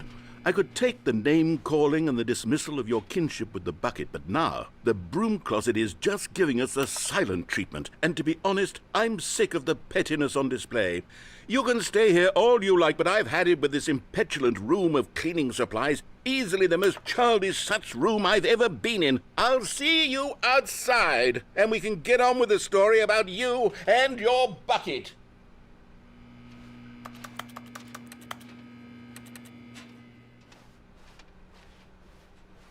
Coming to a staircase, Stanley and the bucket walked upstairs to the boss's office.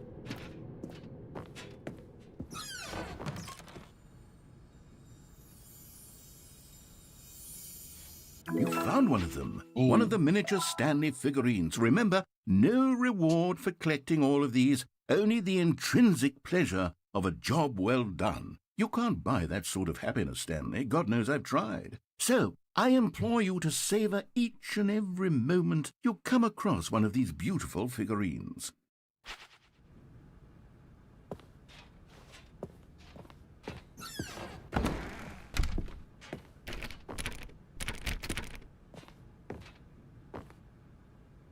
Can I open this? Stepping into his manager's office, Stanley was once again stunned to discover not an indication of any human life. Crushed, but Stanley guessed the correct code by sheer luck. Was it that the bucket knew all along? Was the bucket guiding him? Yes, this is certainly the most logical explanation.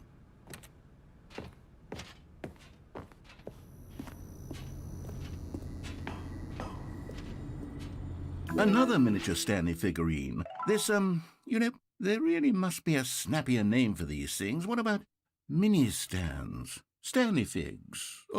What about Stanlerines? Yes, I think I like that. Another Stanlerine under your belt.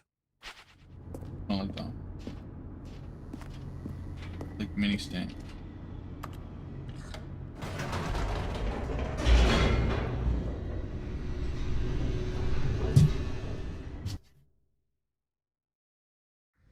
The elevator raced downward, plummeting towards an unknown fate. It would be all Stanley could do to keep himself together, if not for the bucket. Soothing him, comforting him, reassuring that in this darkest moment of uncertainty, he would be all right. The bucket is here for you, Stanley. Everything will be fine.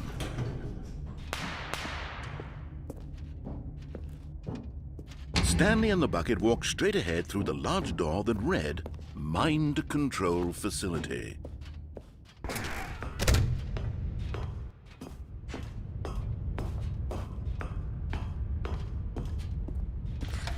The lights rose on an enormous room packed with television screens. What horrible secret did this place hold? Stanley and the bucket both wondered to themselves.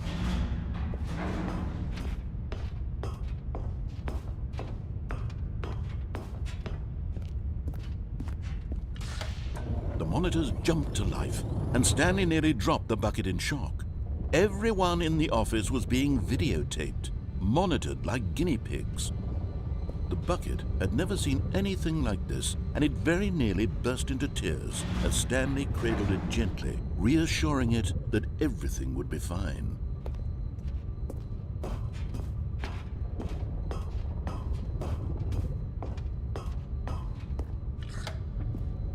Was the bucket under the mind control facility's influence as well? Had the bucket been told to do things it didn't wish to do? What kinds of things does a bucket want to do or not want to do in the first place? These questions raced furiously in Stanley's feeble mind. No! He screamed into the bucket. He couldn't accept it. His own life in someone else's control, never! He squeezed the bucket tighter, his one friend in the entire world. At this point, he could trust no one except for the bucket. But here was the proof. The heart of the operation. Controls labeled with emotions, happy or sad or content. Walking, eating, working, all of it monitored and commanded from this very place. And as the cold reality of his past began to sink in, Stanley decided that this machinery would never again exert its terrible power over another human life. For he and the bucket would dismantle the controls for good. Two best friends, Stanley and the bucket, up against the world. They high-fived in a really cool way, and the bucket made a sassy comment about taking down the system.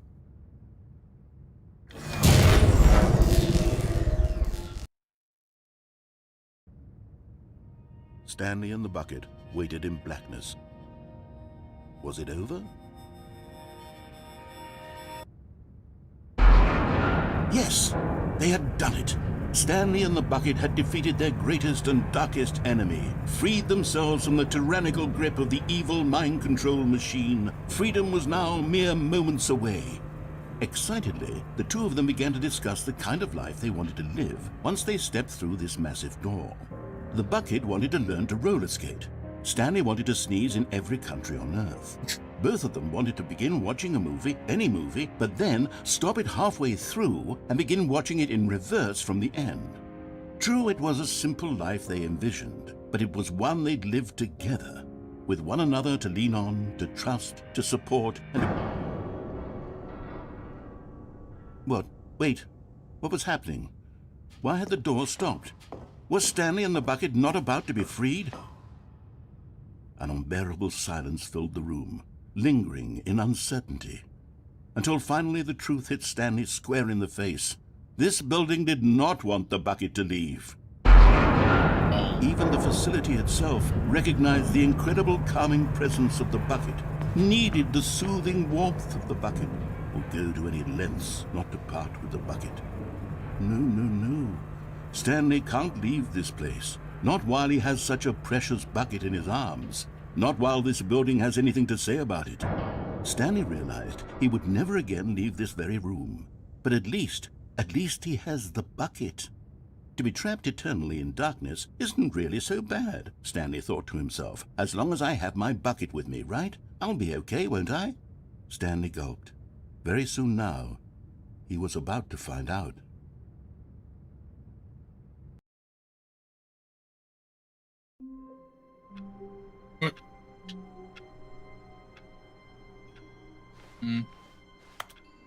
All of his co-workers were gone. What could it mean? Stanley decided to go to the meeting room. Perhaps he had simply missed a memo. Stanley lifted the bucket into his arms, and a wave of comfort rushed over him. Stanley clutched the bucket tightly to his chest. This was not the correct way to the meeting room.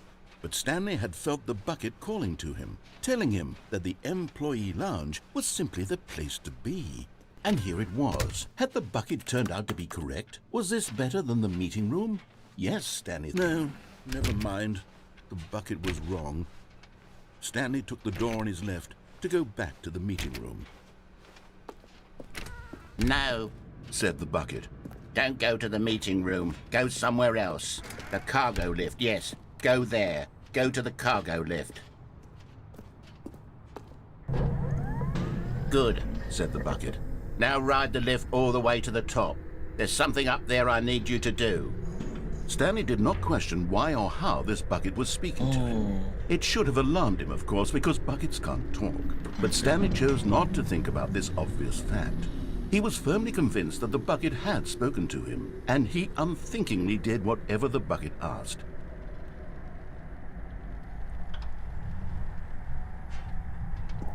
In here, said the bucket. Go into this dark room over here.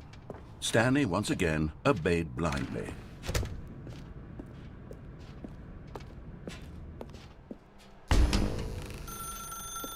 Now pick up the phone, said the bucket.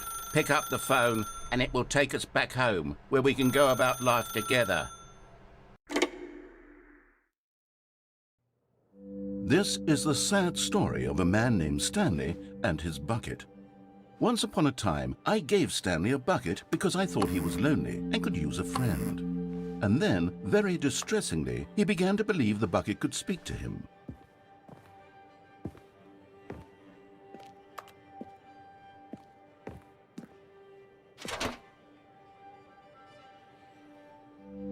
The Stanley Parable Reassurance Bucket was merely meant to provide the comforting glow of companionship. It doesn't literally talk and give you orders. Whatever Stanley is hearing the bucket say to him is just in his head.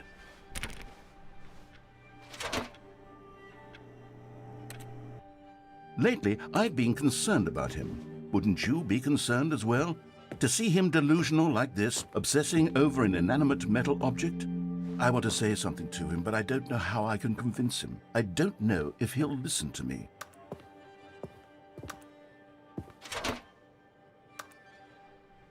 Oh, I'll try anyway. Stanley, can you hear me? Listen to me. It's just a bucket. It can't think, it can't talk. All it will ever truly do for you is effectively transfer a liquid from one location to a different location. That's it. It doesn't do anything else. You see, he's not listening. He's still taking orders from the bucket. You know, once upon a time it was me he took orders from. Me he trusted and listened to. Now all he cares about is his awful bucket. This stupid hunk of metal. It's sad, but I suppose he doesn't need me anymore. From now on, he's just going to cling to this bucket, this cold, empty bucket, this sort of shiny bucket. Well, I'll give it this. The bucket does have a nice shine to it. Yes, I suppose on closer inspection that it doesn't quite look like your average hardware store bucket. It's just a little more, what am I trying to say? Sturdier, more capable of transporting liquid. Like it would be better at moving an amount of water from one room to another. Oh my God, what am I saying? Better at carrying water from room to room. It's a bucket. It's literally just a bucket. Why do I feel some need to point out the ways in which it's so much more than just a regular bucket? Oh no, I'm having feelings. For the bucket. Oh, no. What's going on? Why do I want to be with the bucket? Hear what the bucket has to say. Do anything it asks. What's wrong with me? I don't understand. Perhaps, if I had the bucket, this would be less confusing. Yes, the bucket could tell me what to do in this troublesome situation. Stanley, give me the bucket. Give it to me. Give me the bucket, Stanley. I need it. Give it to me now. Give it, or I'll...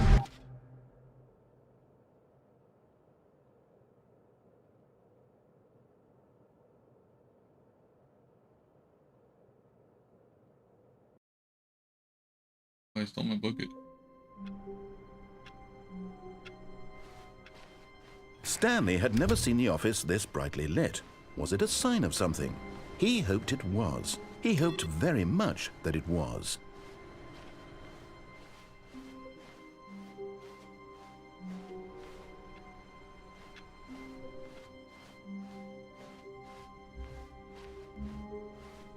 When Stanley came to a set of 2 open doors, he entered This was not the correct way to the meeting room, and Stanley knew it perfectly well.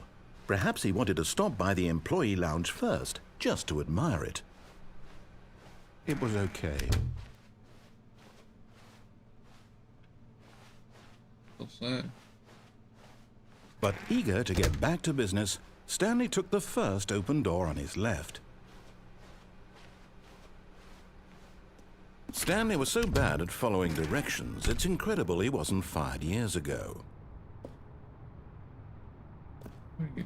Oh.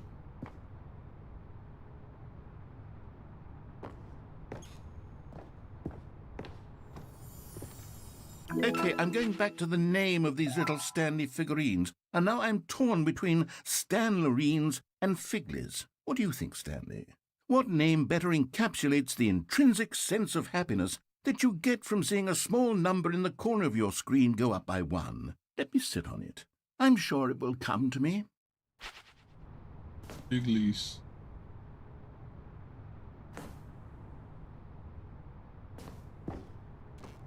Oh, what if I fall with the bookie?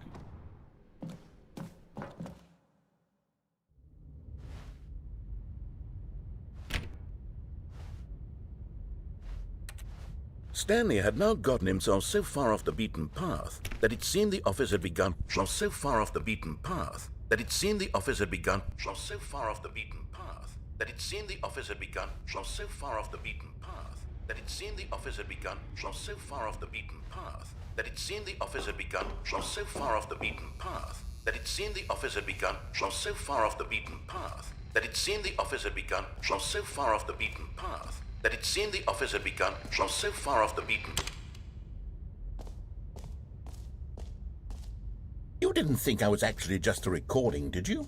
What a silly and trite explanation that would be. All the back and forth between you and me, all the absurd adventures we've been through, and it all turns out I'm just a tape recording? It was all just in Stanley's head.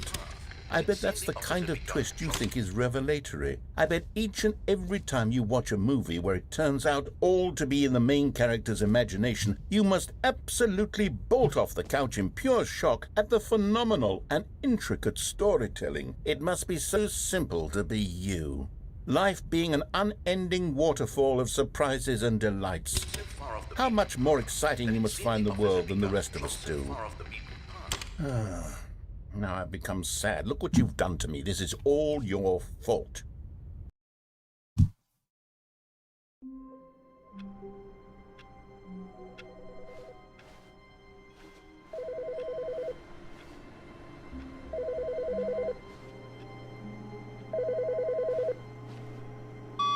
Hi, Stanley.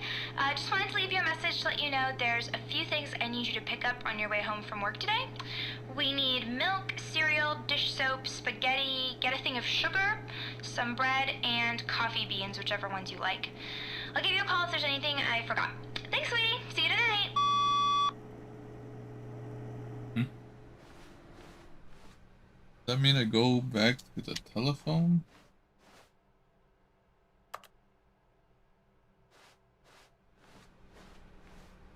The confusion and the chaos all seemed to melt away as Stanley embraced the bucket. Stanley clutched the bucket tightly to his chest and entered the door on his left.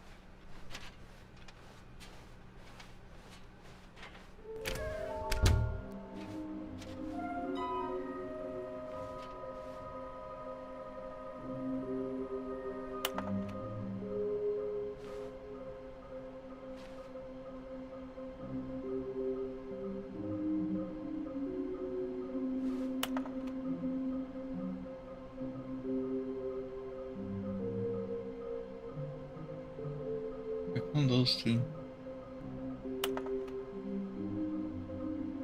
Bedroom.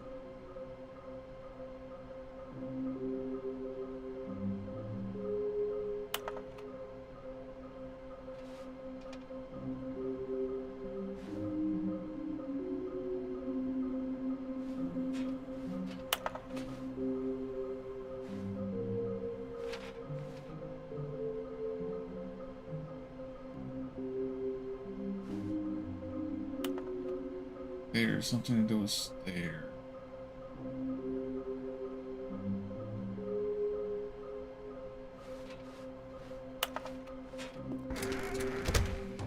Stanley, we must move on from this broom closet, simply because I have no remaining stickers. If I did, you can guarantee we'd be in here for hours. But alas, no stickers. Coming to a staircase, Stanley and the bucket walked upstairs to the boss's office.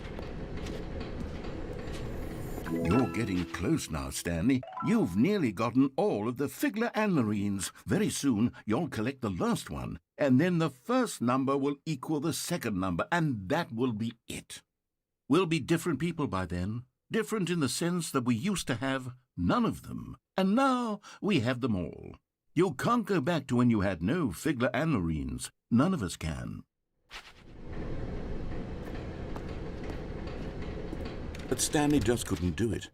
He considered the possibility of facing his boss, admitting he had left his post during work hours. He might be fired for that. And in such a competitive economy, why had he taken that risk? All because he believed everyone had vanished? His boss would think he was crazy. Not saying anything about the bucket. Something occurred to Stanley. Maybe, he thought to himself, maybe I am crazy. He looked down at the bucket in his arms. Am I crazy? He asked the bucket. The bucket returned his gaze, but said nothing at all. That's strange, Stanley thought. Usually the bucket is a source of guidance and wisdom for me in difficult times such as these. He held the bucket close, yet felt none of its familiar reassurance and comfort. And that's when Stanley realized, this isn't my bucket. It's just a normal, everyday bucket. Someone else's bucket, perhaps. How did I end up with someone else's bucket? This is all terribly wrong. Surely no good would come from this. Who knows what sorts of bizarre hallucinations Stanley might experience without the psychologically grounding presence of his bucket. And indeed, now he noticed that the rooms were repeating, which was, of course, very odd. And now he felt himself floating off the ground. Oh, gracious, he exclaimed. Without my bucket, I've gone truly mad. Where is it? I must find it. Far off in the distance now, he heard it, calling to him. Stanley! Stanley, it's me, the bucket. Could it truly be? He rushed forward from room to room, passing by one bucket after the next. None of them were his. None of them were his special bucket. Come to me, Stanley. Find me. He had to find the bucket. He had to return to his old friend. It was the only way to truly restore his sanity. And then suddenly, he froze dead in his tracks. He knew where the voice of the bucket had been coming from. The real bucket was inside of him all along. Oh my God. It was incredibly painful. Stanley doubled over in agony and blacked out.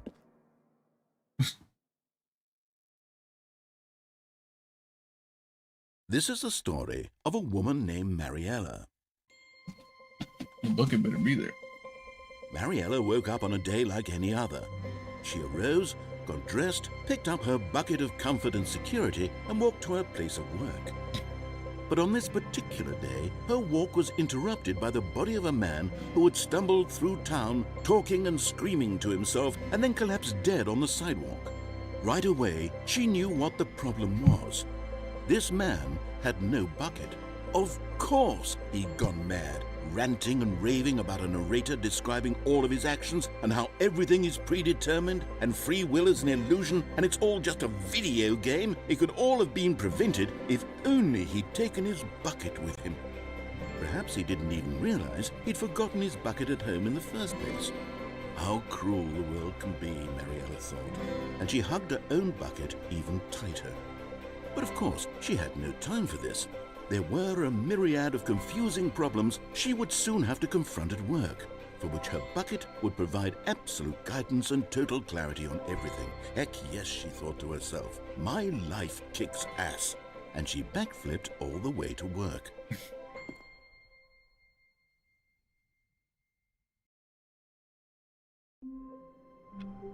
Here goes the red room.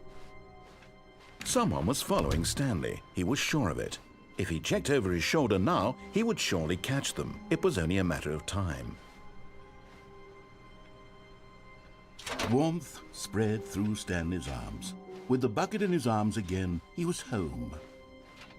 Stanley clutched the bucket tightly to his chest. This was not the correct way to the meeting room, but Stanley had felt the bucket calling to him, telling him that the employee lounge was simply the place to be. And here it was. Had the bucket turned out to be correct? Was this better than the meeting room? Yes, Stanley thought to himself. Yes, perhaps it truly was. How insightful the bucket turned out to be. No, never mind. The bucket was wrong. Stanley took the door on his left to go back to the meeting room. No, said the bucket. don't go to the meeting room. Go somewhere else. The cargo lift, yes. Good, said the bucket. Now ride the lift all the way to the top. There's something up there I need you to do. Stanley did not question why or how this bucket was speaking to him. It should have alarmed him, of course, because buckets can't talk. But Stanley chose not to think about this obvious fact. He was firmly convinced that the bucket had spoken to him, and he unthinkingly did whatever the bucket asked.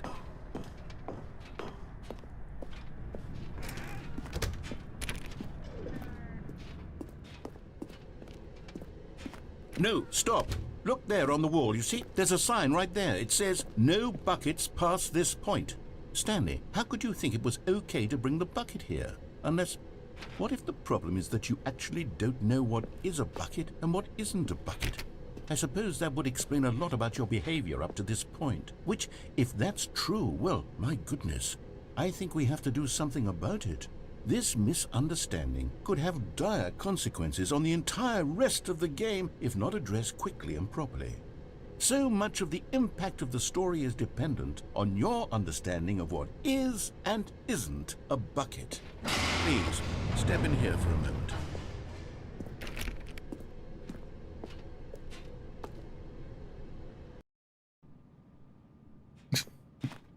Now then, I'm going to run you through some test scenarios, and you'll tell me whether or not the thing I'm showing you is a bucket. Simple enough, right? This should tell us everything we'll ever need to know about what is or is not a bucket. Okay, let's begin. Item 1. Is this a bucket? Incorrect. It is a hologram of a bucket, not an actual bucket. No.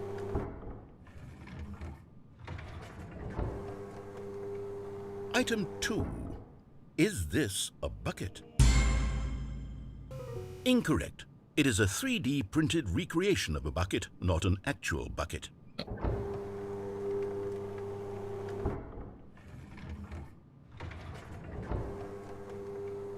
Item 3. Is this a bucket? Correct. This is a bucket.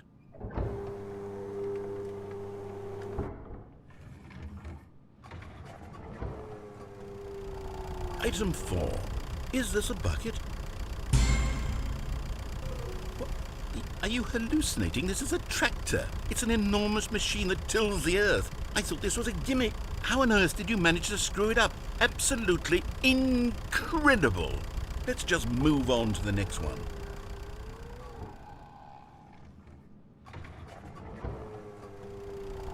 Is this a bucket? Correct. This is a bucket.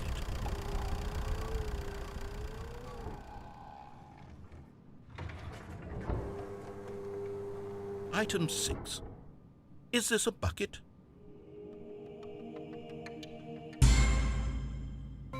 Trick question. Both. Gotcha.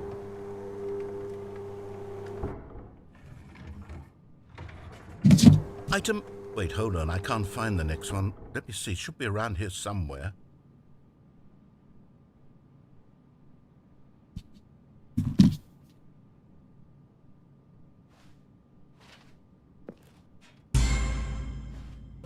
Okay, you and I both know there isn't anything here. And I don't appreciate the implication that nothing is a bucket when we both clearly know that a bucket is something, and therefore nothing could possibly be something.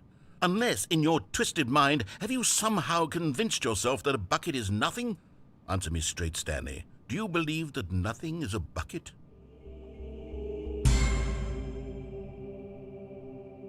You know what? I'm too confused to even sort it out. I've lost all sense of perspective. What is a bucket? What isn't a bucket? Mere moments ago I could answer these questions with confidence, and yet now I'm somewhat adrift. Do any of us know what a bucket is? Am I a bucket?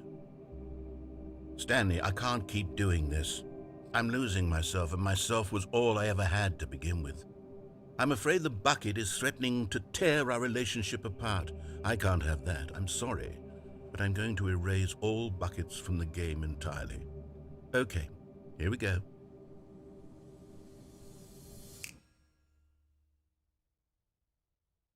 What happened? Is everything gone? Why did everything disappear? Wait, was everything a bucket? Oh. Every single thing in the game was a bucket? Oh my God, I had no idea. How could... Except me. I'm not a bucket after all. And you, Stanley, you're still here. You're not a bucket either. Oh, this is Lego Art Master, what's going on? We're not buckets. Yes, Jeez, I actually feel much more at ease right now. It's delightful to get some clarity on that issue. I'm probably going to get up soon. The fact that we haven't got a game. Finding more secret endings. Tell you what, I'll reset everything and we'll put back all of the buckets, okay? And we'll know that it's all a bucket. But if you run into anyone else, maybe don't mention that. Who knows what that information might do to a person? All right, here we go.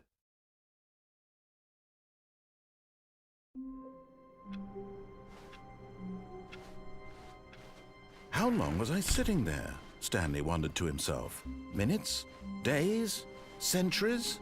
Did something crucial happen while my senses were turned? He made a note to be more careful with time from now on.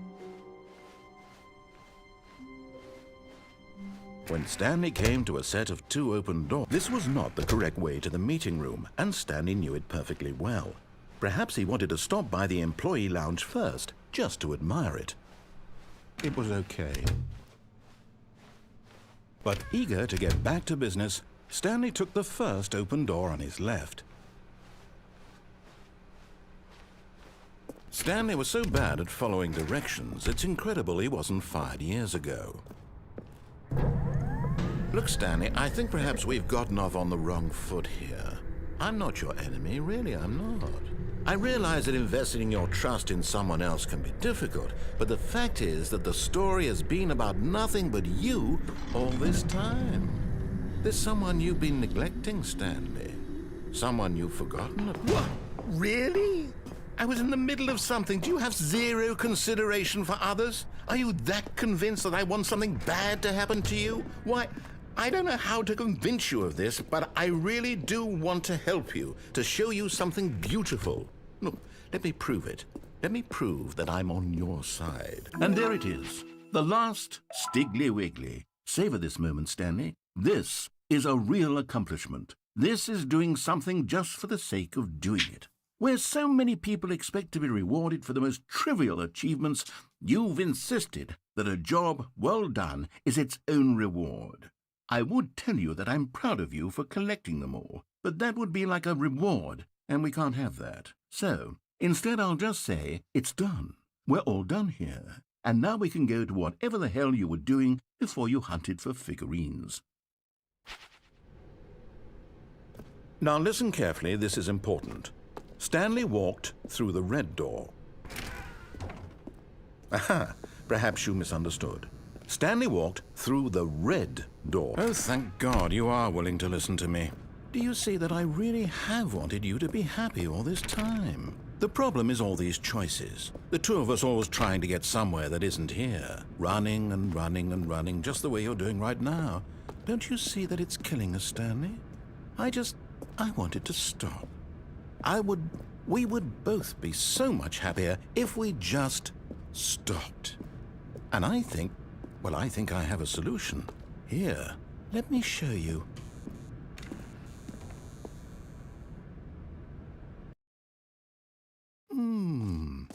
What do we want? What are we looking for? Here. Yes. Oh, it's beautiful, isn't it? No, wait. Where are you going?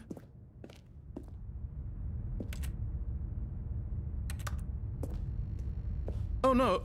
Stay away from those stairs. If you hurt yourself, if you die, the game will reset. We'll lose all of this. Please, no, Stanley, let me stay here. Don't take this from me. Please, Stanley. No! Oh, no. No, what are you doing, Stanley? Please, I'm asking you not to take this away from me. I can't go back to what I was before. If you die, we'll both go back. Why are you doing this?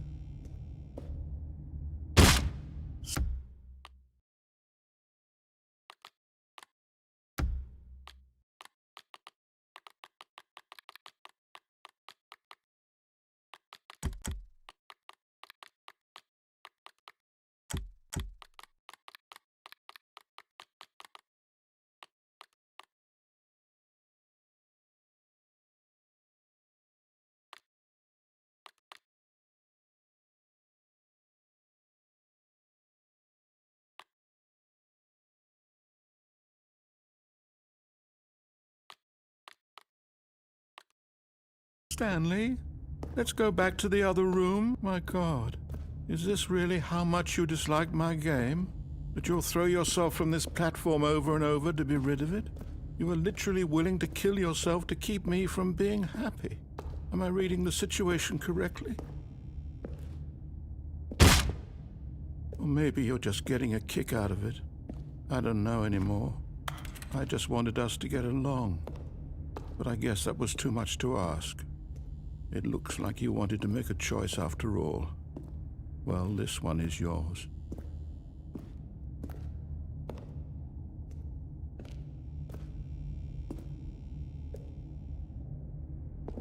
Is it over? It's going to restart, isn't it? Over to the content warning. Back. I was supposed to feel something.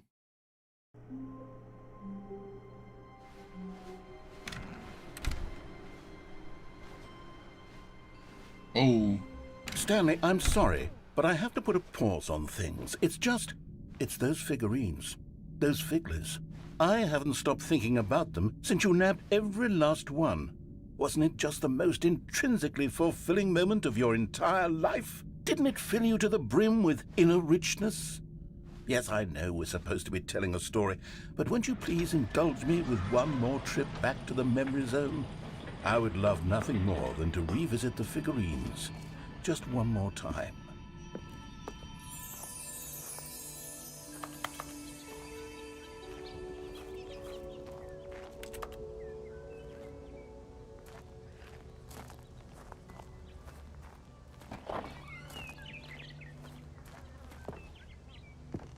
Doesn't say the Stanley Parable 2.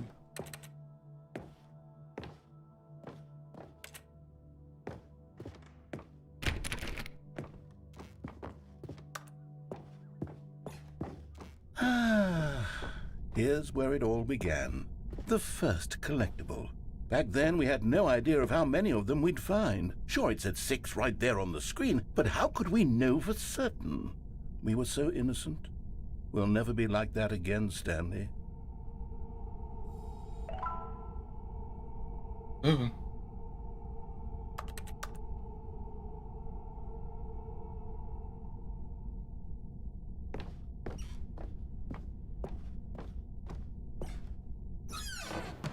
And here was a second Stanley. You found this one all on your own, just by poking around in the boss's bathroom. You did that, Stanley. I'll be honest, back then I had no faith in you to find any of them, let alone 6. But you continue to surprise me in all sorts of mundane, unremarkable ways.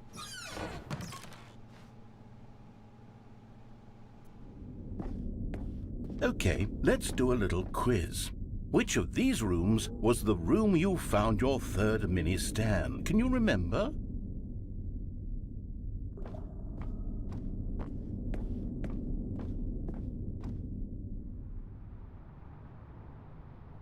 No. The warehouse was the 4th place you found a Figanley, not the 3rd.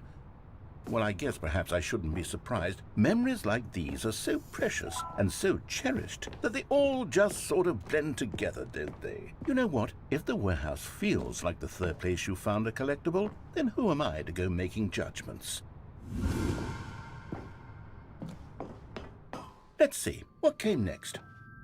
Oh yes, we found a Figley in this pink room.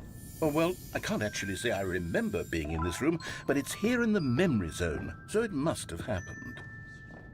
Well, altering reality.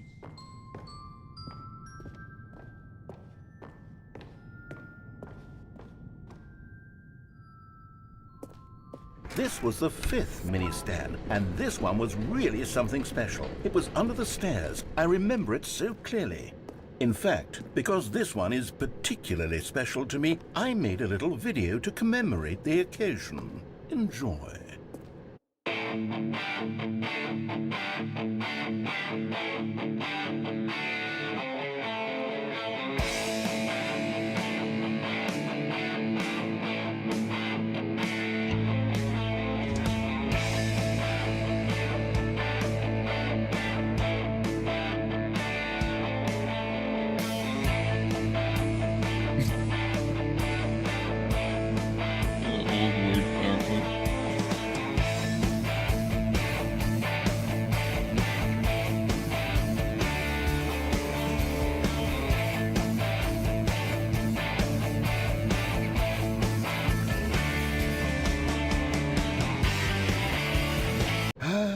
takes you back, doesn't it? I spent a lot of time making that video, but it was 8 minutes I wouldn't have spent on anything else.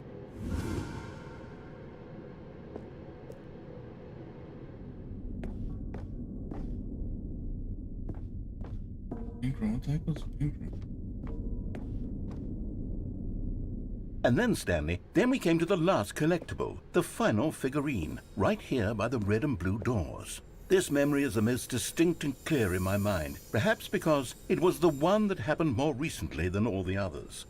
Who can truly say how the mind works? All I know is that this is the moment where you picked up a Figley and I thought to myself, yes, that's all of them. They're all collected. It was a moment unlike any other. Except for the other moments picking up figurines, which it was exactly like.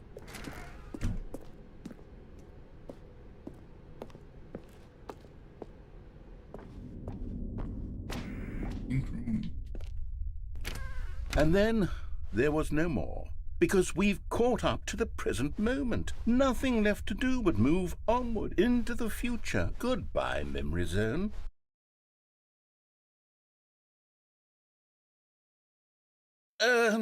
No, I'm not done. I'm not ready to move on. Stop the loading screen. Isn't there some way we can stay here, keep enjoying these figurines?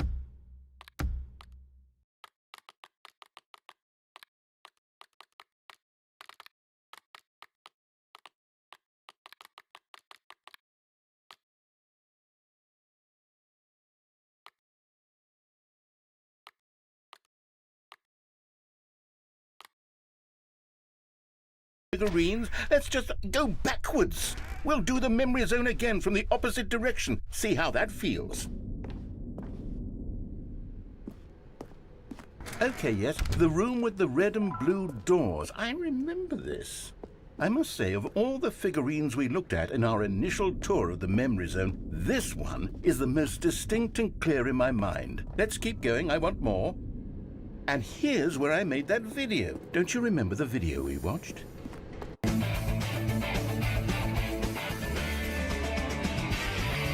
Yes, I love that video.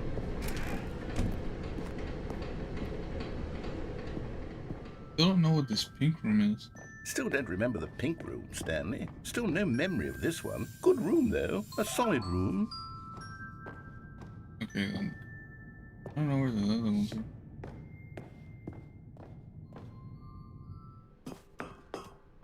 These really were a treat to hunt down. You know, if there had been any kind of reward for finding all of these, it really would have muted the intrinsic joy of collecting them. I'm very glad we resisted the temptation. Next one.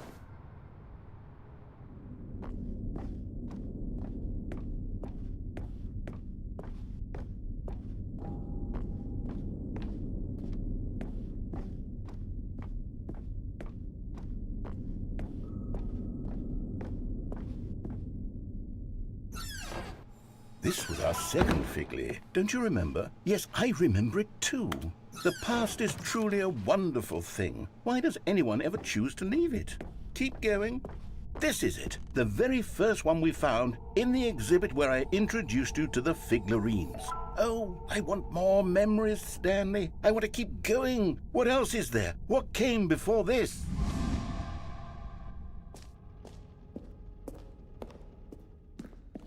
Oh, we're gonna go back to the first game.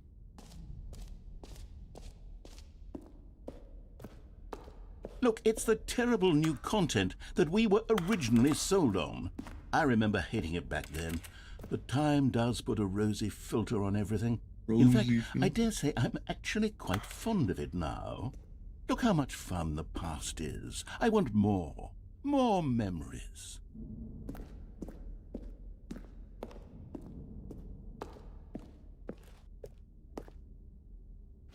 Oh, yes, the two doors. Who could have forgotten that? A classic memory, this one.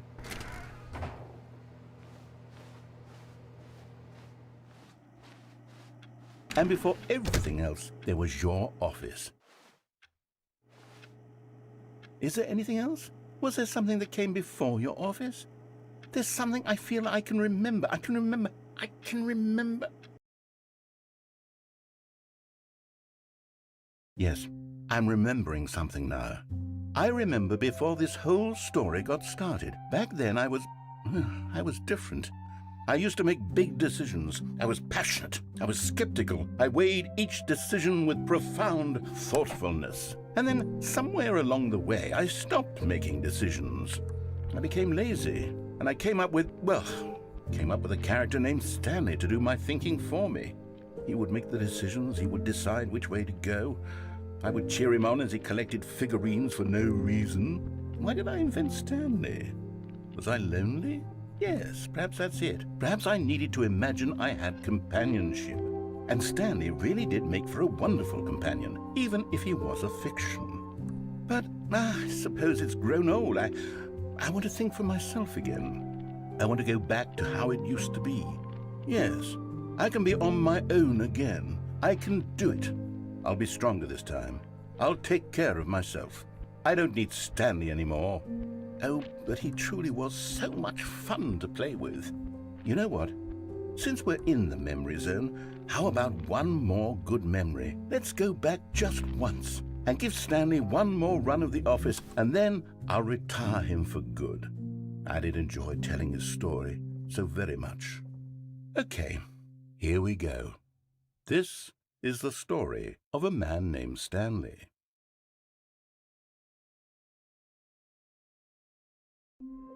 Final ending? Are we gonna run through the real ending? All of his co-workers were gone. What could it mean?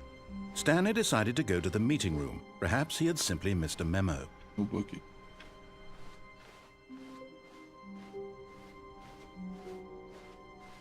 When Stanley came to a set of 2 open doors, he entered the door on his left. Yet there was not a single person here either. Feeling a wave of disbelief, Stanley decided to go up to his boss's office, hoping he might find an answer there.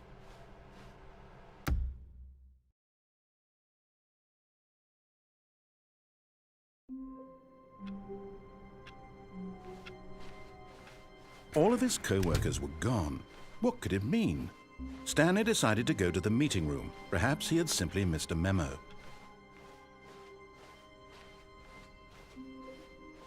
When Stanley came to a set of 2 open doors, he entered the door on his left. Yet there was not a single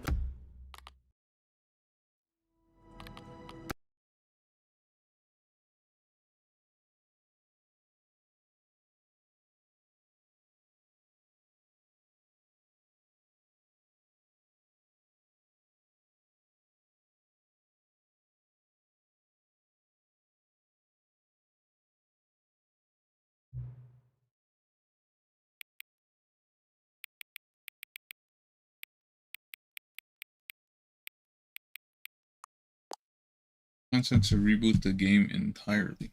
So that's what we're doing. Oh, see, look, hang on, hang on.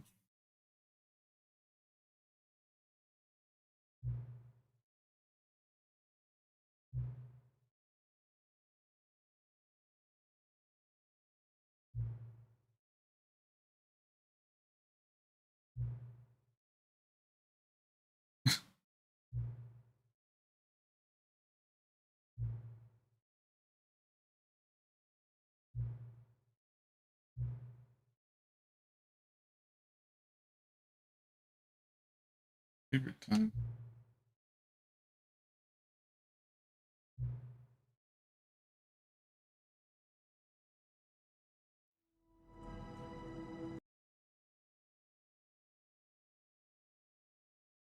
This is the story of a man. We've never skipped before, so skip it. But All of his co-workers were gone. What could it mean? Stanley decided to go to the meeting room. Perhaps he had simply missed a memo.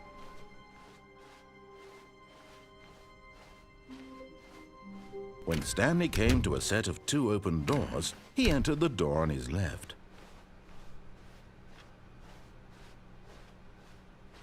Yet there was not a single person here either. Feeling a wave of disbelief, Stanley decided to go up to his boss's office, hoping he might find an answer there. Oh, I thought there was gonna be something here. Did I not? Is it like a save? Did I miss something?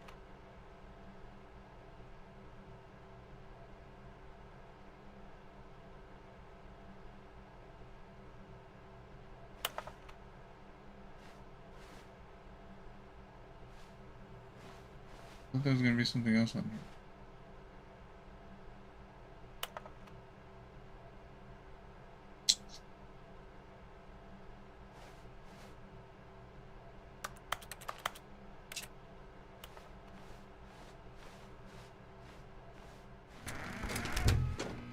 Stanley stepped into the broom closet, but there was nothing here, so he turned around and got back on track.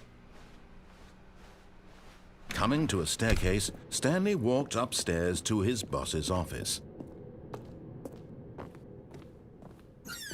Did I reset everything?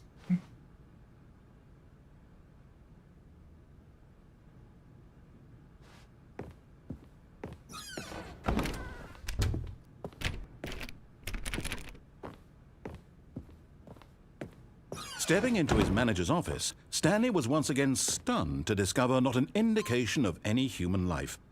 Shocked, unraveled, Stanley wondered in disbelief who orchestrated this. What dark secret was being held from him? What he could not have known was that the keypad behind the boss's desk guarded the terrible truth that his boss had been... Stanley was in such a rush to get through the story as quickly as possible, he didn't even have a single minute to just let the narrator talk. That kind of anxiety isn't healthy, so he relaxed for a few moments with some calming New Age music.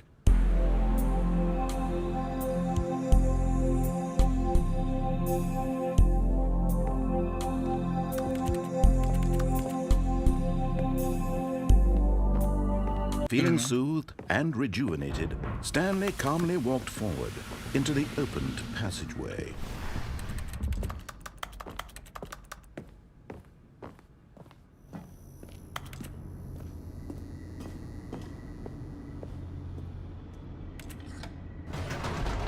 Probably gonna stop in a bit. I think I found like the real ending or something. I was gonna grab the bucket. I thought there was Descending gonna be deeper into the room. building, Stanley realized he felt a bit peculiar. It was a stirring of emotion in his chest, as though he felt more free to think for himself, to question the nature of his job. Why did he feel this now, when for years it had never occurred to him? This question would not go unanswered for long. Stanley walked straight ahead through the large door that read Mind Control Facility.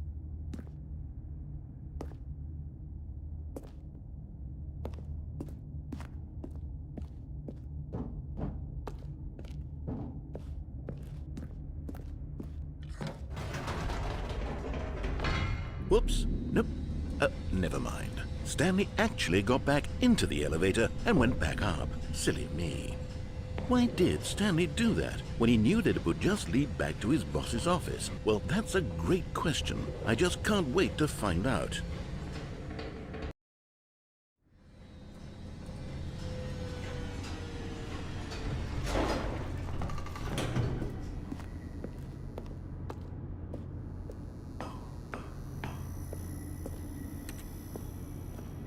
Here we are, Stanley. It's your boss's office. Exactly the way it was before you got onto the elevator. It's still just exactly what it is. What a decision you've made to come up here and look at the office again.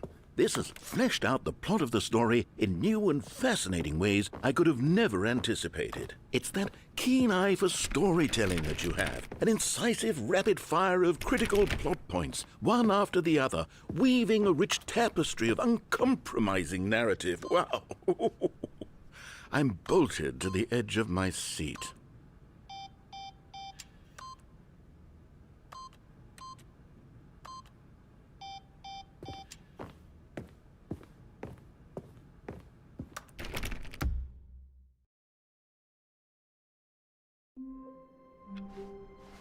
All of his co-workers were gone. What could it mean?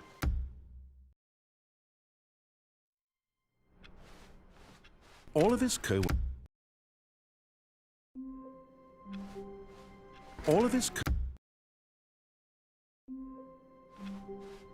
All of his co...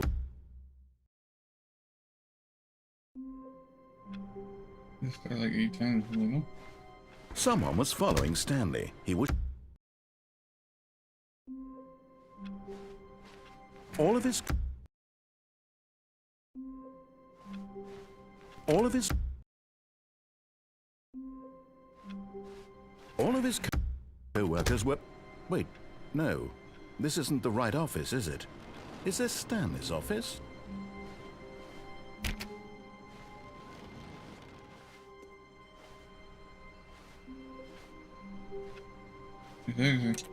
Stanley picked up the bucket and smiled. He'd never be alone again, not truly alone, not with the bucket around.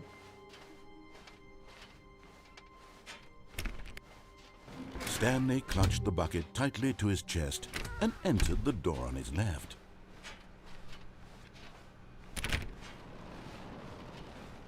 Still no one was here.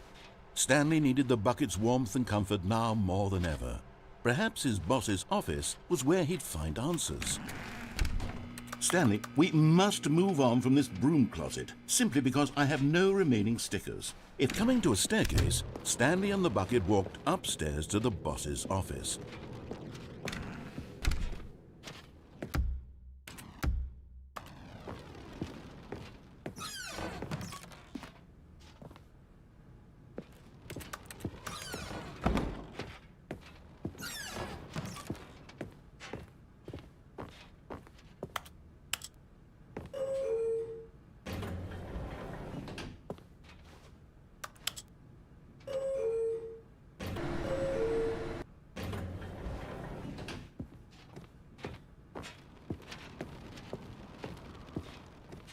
Stepping into his manager's office, Stanley was once again stunned to discover not an indication of any human life. Crushed by the weight of this revelation, Stanley may have broken down into an emotional, but Stanley guessed the correct code by sheer luck. Was it that the bucket knew all along? Was the bucket guiding him? Yes, this is certainly the most logical explanation.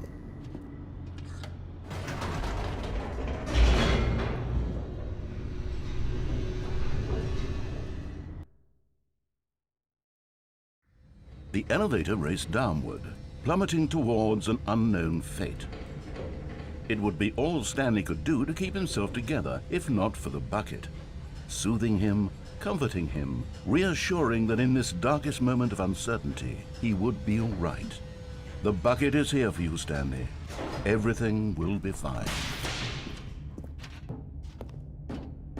Stanley and the bucket walked straight ahead through the large door that read, Mind Control. Although this passageway had the word escape written on it, the truth was that at the end of this hall, Stanley and the bucket would both meet a violent death. The door behind them was not shut. Stanley and the bucket still had every opportunity to turn around and get back on track. At this point, Stanley and the bucket were knowingly walking forward into a very painful death for each of them.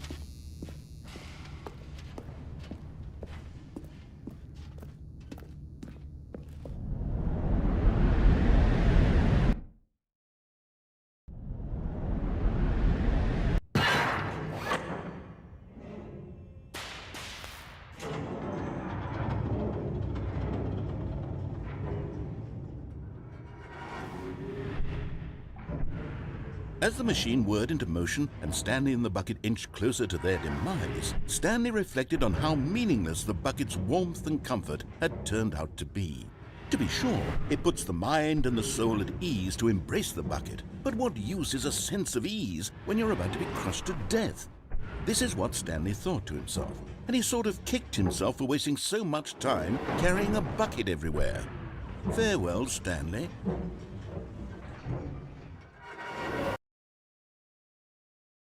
Farewell, Stanley, cried the narrator, as Stanley and the bucket were led helplessly into the enormous metal jaws. In a single visceral instant, the bucket's life came to an end as it was crushed violently to death.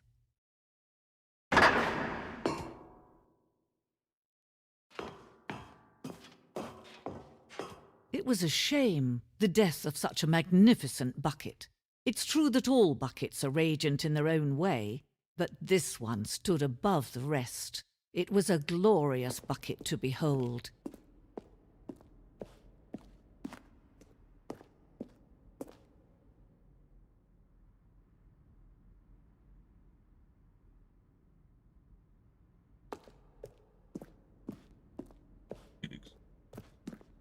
Can you see how arrogant it was for Stanley to take a bucket like this and to claim it for his own? Can you see the hubris that blinded him? Can you see that the bucket is far more noble than Stanley will ever be in his short life?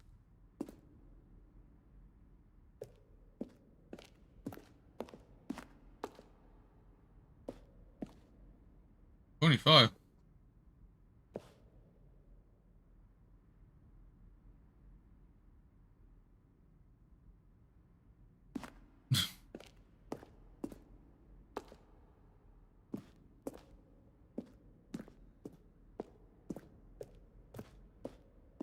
Oh, 2 handles.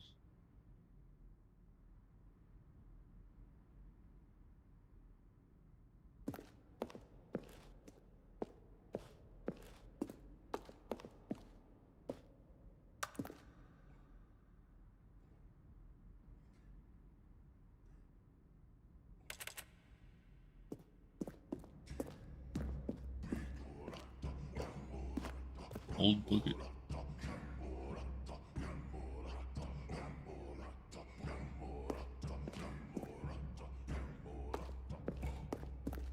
No man can own a bucket, and certainly not a bucket as dazzling to behold as this one.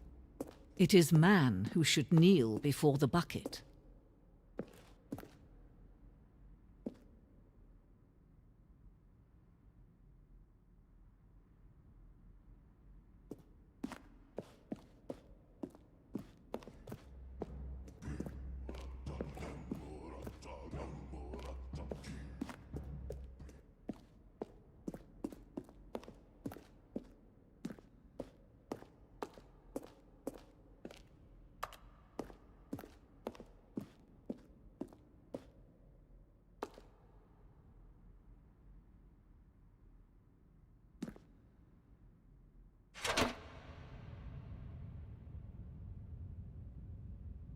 But there is something we can do. Something we can do together, you and I, that will right this terrible wrong. Let Stanley die. Let him be crushed by the machine. Don't reset the game. Don't give him another opportunity to run off with another beautiful bucket. We can save the world's buckets from their treatment as tools and implements if only we let Stanley die together. The bucket shall take its place as ruler, as leader, as commander of a new world, a new vision of the...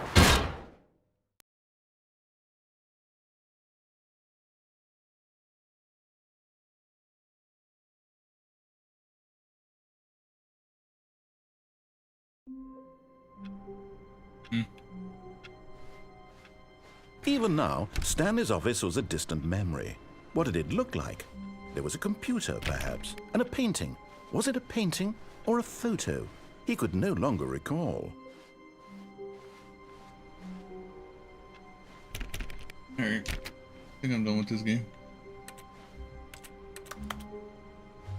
Also interesting here. I want to look through the...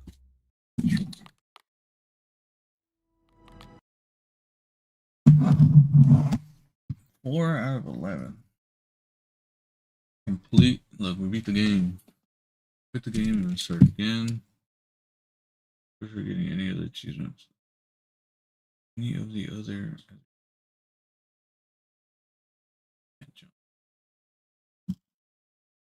Click on door 535 times. Peace. This achievement. All settings sliders are made.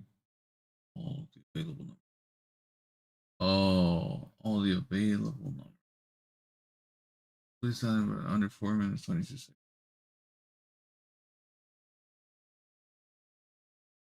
Play for 10 years.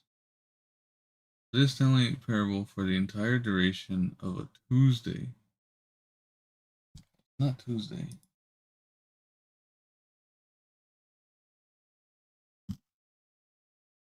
3%.